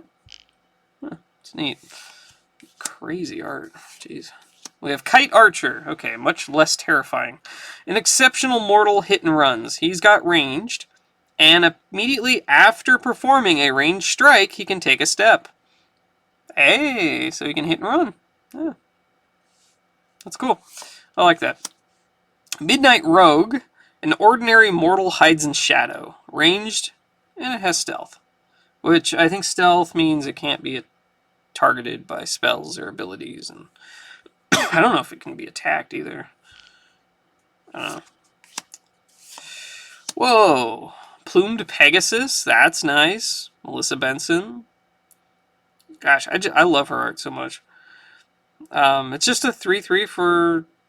Or it's a 3 for 3. And it flies. Thereupon I could not breathe, but sights were pardoned unto me. To see the Pegasus fly is to feel the spirit soar. Alright. Spire Lich. Okay, yeah, this is black. This is where all the... It's like a mix of like black and red, it seems. And a little bit of blue, actually. I don't know. You can't really compare it directly to Magic, I think. But, it's neat. It's neat. I don't know.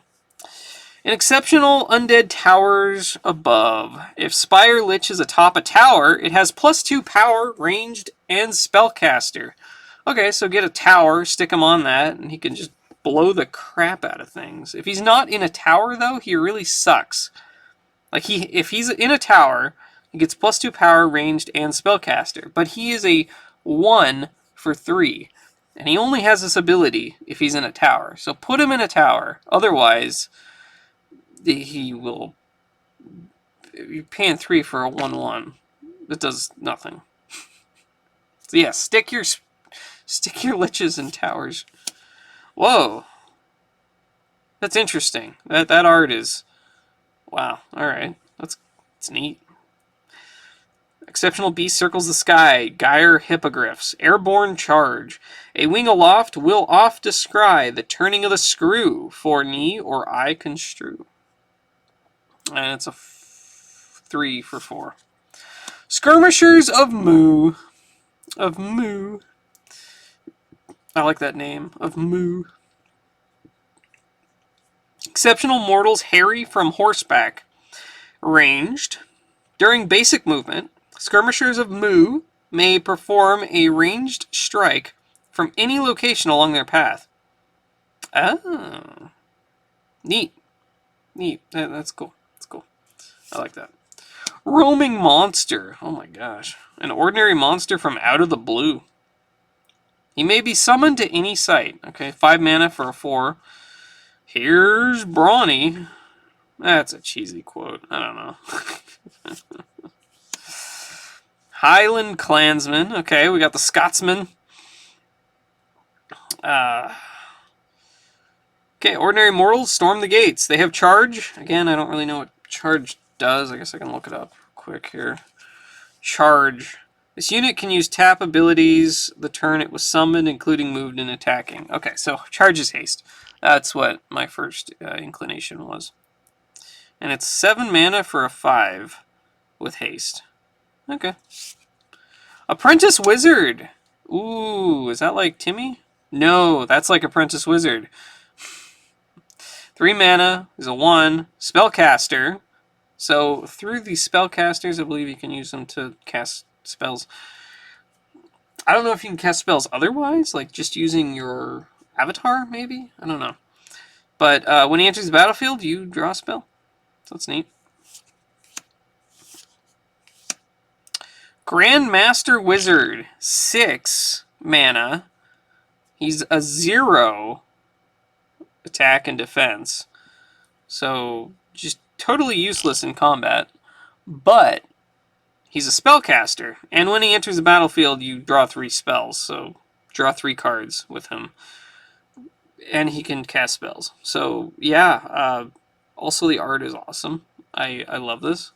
It just really evokes feelings of like 2nd edition Dungeons and Dragons. That's awesome. I love it. It's so cool. Blink. Ordinary magic of tactical transmission.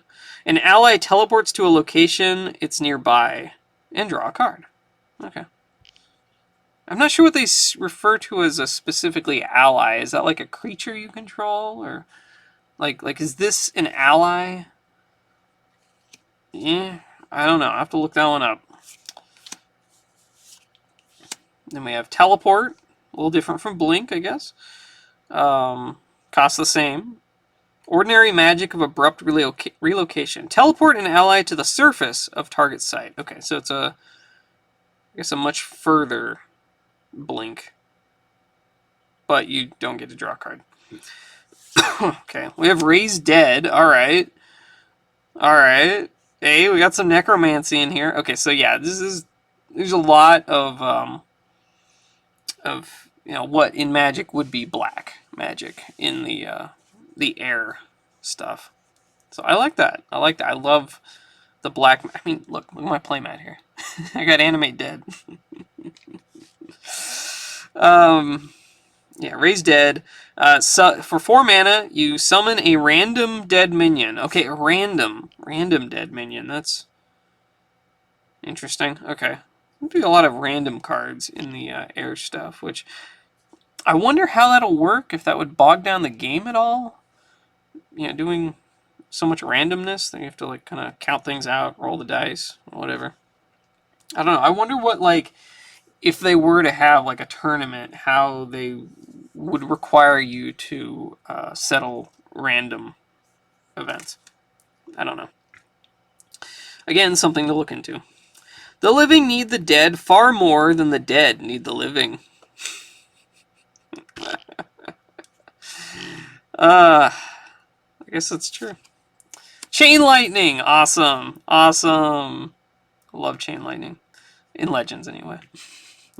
So, 2 mana. Costs the same as Lightning Bolt in here. Does 2 damage to target unit nearby. Any number of times you may spend 2 to additionally target a new unit nearby the previous one. Okay, so it gives the option for you to spend the 2 mana to extend it instead of in Magic where your opponent has the ability to spend 2 mana to copy it, and then you have 2 mana to copy it, and you go back and forth like that. So this is just specific to you, I guess. And so far, I don't see anything that seems specifically like there's instance. I kind of hope that they add in that sort of thing at some point, like having spells that you can play during your opponent's turn. That's one of my favorite things about playing Magic was playing fairies, and when you play a fairy deck, you don't play during your own turn. Like you'll put down a land or something and then pass, and then you play everything during your opponent's turn. And I love that kind of interactivity. And I don't know if there are like instants in here. I haven't seen like a counter spell or anything like that. Which I don't know. Maybe they're just not in the starter decks, but I don't know. Okay, so we have a Gothic Tower. That's cool. If this is the only Gothic Tower you control, gain 1 mana this turn. And that's when it comes into play. So we got a few Gothic Towers. Dark Tower. Okay, we've got Dark Tower. I wonder if that's at all a reference to the board game Dark Tower. I don't know. It might just be a Dark Tower. It is a pretty dark tower. And it has the same thing. If this is the only Dark Tower you control, you get 1 mana this turn. It's a little bit of ramp built in there, which is kind of neat. Short ramp, I guess. Not really ramp in that sense, but like it gives you an extra early boost. And then we have Lone Tower, which does the same thing for lone towers. Okay. Mountain Pass. Minions cannot enter this site on the ground if there's already a minion on top. Okay. Interesting. I wonder if you can like go underground on it though. Questions? Yeah, I don't know. It seems like a pretty complicated game, but it looks fun. Updraft Ridge, an exceptional sight of singing tailwinds. Airborne minions atop Updraft Ridge have movement +1. Okay, neat. Margaret Organ Keen, again, here. Observatory. when it comes into play, you can look at your next 3 spells and put them back in any order. Okay. Okay, so you get to scry 3, sort of scry 3. You don't get to put them on the bottom of your deck, though. It's more like a Pokédex for 3. Planar Gate. Ooh, Liz Danforth. Holy moly, I like this. That is cool. That is really cool artwork on that. Oh my gosh. Wow. That's awesome. An elite sight and gateway to oblivion. Oh gosh. Minions here can traverse the void, gaining void walk until leaving it. Oh, so if you move your units here, they can go into the void. So they can walk on the grid in places where there are no sights. And then as soon as they leave, like enter a site, then they lose that ability because they have to go back to the planar gate and whatever. But it lets them, essentially, they gain like a wall hack, or like a Doom, like in Doom when you turn on id clip and you go through it, and you can like walk through the void where you're not supposed to be able to go.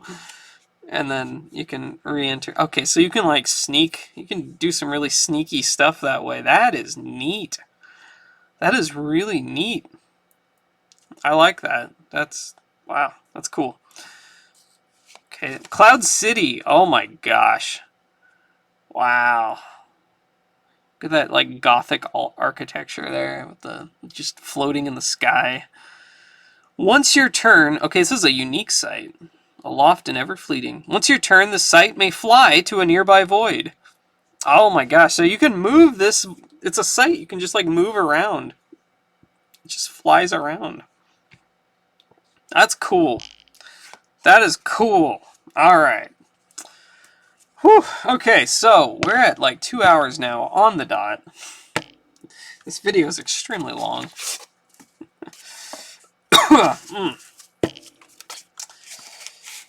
We have one more thing to look at, and then I'll end it. So let's open up our free booster pack that we got with the, what's this thing called? The 4 Elements pre-constructed decks. Yes. So we got one booster pack. Alright. There we go. And it says beta right on the back there. So here's a beta booster pack of Sorcery. I don't know how the cards are laid out. I've never opened one before. This is the first ever booster pack I've ever opened. Also, it's interesting, I think, that there is a barcode. I kind of wish that they didn't have the barcode. I prefer things not to have barcodes. I understand that they kind of have to nowadays, I guess. But I do like that. Here, let me fold this here. There is no legal text on this pack. And I don't know if that's specific just to the pack that's in this free, like a free bonus pack in this box, but there is like no legal text, there's no copyright information, there's nothing. It's just an old school fantasy card game for players with a rich imagination, tactical nerve, and appreciation for hand-painted art, and then it says beta. I don't know, I think that's really cool. Honestly, I kind of would like it if the barcode wasn't there and the text there wasn't there and it was just, like a... But, I guess that's asking for too much. Still, I like it. I like the art on this. I think it's really neat. I like this, like, it looks like an old rug or something down there. Yeah. Anyway, let's open this up and see what pack of Sorcery is like.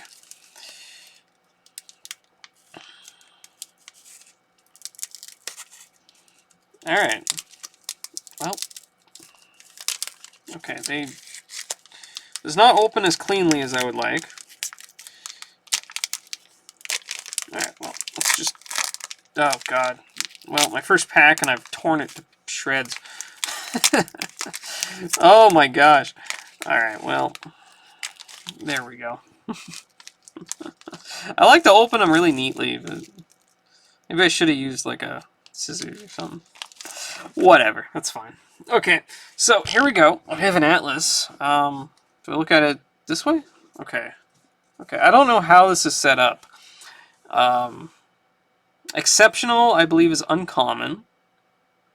Okay, so we have here a Sea Raider. It's a 3/3 for 3, an exceptional mortal who loots and pillages. Whenever Sea Raider attacks and kills an enemy, its controller discards their topmost spell.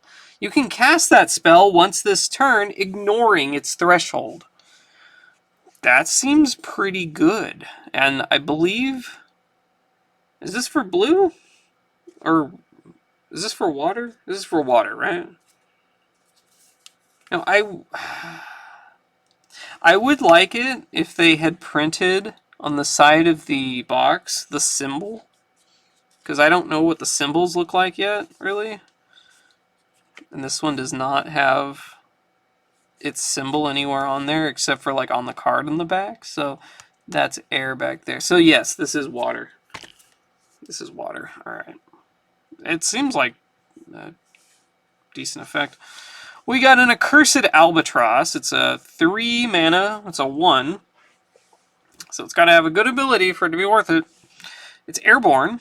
And when a unit kills it, kill that unit's other allied minions it's nearby. Wait.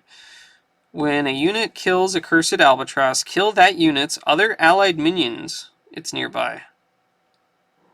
Oh. So... Okay. So if something kills the Albatross, then everything else around the thing that killed the Albatross dies. Wow. And that's a reference to an old poem or a story, like a short story. Forget the name of it, but yeah, this card is like a reference to that, which I think that's cool. That's cool. There's probably other references as well that I've missed. Guile Sirens. Okay, we've seen this one before. Exceptional. And here we have an Elite Dragon. Ooh, okay, so this is my rare, I think. An Elite would be a rare. It's the East-West Dragon. Okay. East-West Dragon, sure. Is that supposed to be like a Chinese dragon, sort of? It's 5 mana, it's 4 attack, airborne, and he moves freely sideways. So you can just move him anywhere, going left and right? Interesting. Okay, so yeah, I think that would be my rare. I don't know if there's a foil in here, or however any of that works. Beast of Burden. It's a very large goat. May carry any number of allied minions. Carrying minions. How does that work? I don't know. Someone have to look into. But it can carry any number of allied minions. Okay. And it's a 2/2 for 2. Louder, louder, blast your snorting drums. Life's most weary load is yet to come. Alright, then we got Wall of Fire. Awesome. Awesome. I like that. It's an aura. Okay, okay. And Blazing Barricade. Conjure atop the border of a site you control. So it's not on the site, it's on the border of a site? How does that work? I have no idea. Whenever a unit passes through Wall of Fire, it takes 3 damage. Okay. I like that. That's a fun card. I like it. I like it. It's cool. And we got another Blink. Already got that. Grapple Shot. That's crazy art. Ordinary Magic of Acrobatic Assault. An ally shoots a projectile. If it hits a unit, the ally is dragged to that location and may strike the hit unit when it arrives. Okay. Seems neat. Jeff Menges Blizzard. 1 mana. An ordinary aura of forestalling frost. Affected sites and units atop them cannot be attacked or intercepted. At the start of your turn, dispel Blizzard. Oh, so Blizzard is only active during your opponent's turn, I guess? That's neat. Oh! Oh, man. Okay, I do get a foil.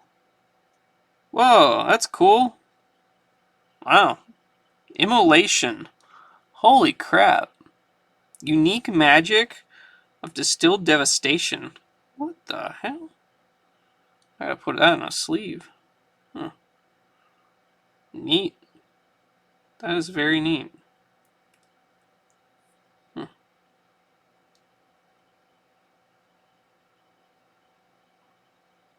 Hmm.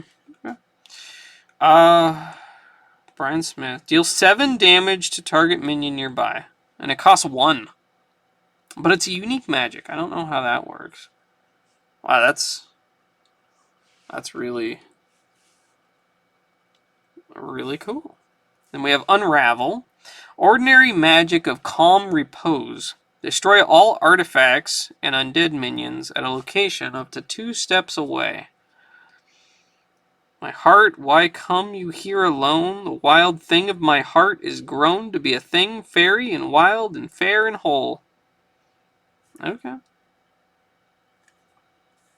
And we have Teleport, which I've seen. We have Sleep. Target minion at a location up to 2 steps away falls asleep. It's disabled until it takes damage. Oh, okay. Okay, that's cool. And then Minor Explosion, and the last card is a Dark Tower. Cool. Yeah, I don't know. I don't really know how to judge what is good and not yet. But seems like a decent pack to me. A unique magic foil. Oh, and it's got the full art on the back. That's interesting. I don't know how that works. They don't have the sorcery art? Huh. Is this like expected for you to play this sleeved or something? I don't know. Hmm. Okay, but there you go. Okay, well, yeah, I guess that's about the end of this here video that is way too long. But if you stuck with it, well, thank you for watching, and I hope you enjoyed it. But yeah, the game looks really cool. I'm excited to play it, give it a try, figure it out, and then once I actually know what is going on, then I'll probably open up this booster box here, and I don't know, build my own decks and stuff.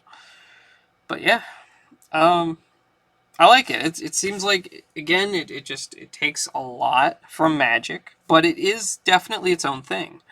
It seems like it takes some aspects from possibly the WoW TCG, which good aspects I think to take from it.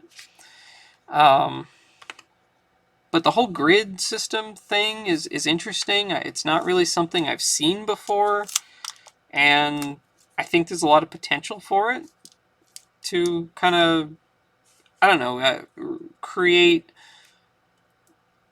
battles and feelings that you kind of Magic had tried for in its early days. I guess I don't know. Um, with cards like Rushing River and Camouflage and False Orders, things like that, where they really tried to kind of incorporate this tactical battlefield feel to it, which didn't really work super well within Magic, so they kind of went into a direction that did work, and it worked very well.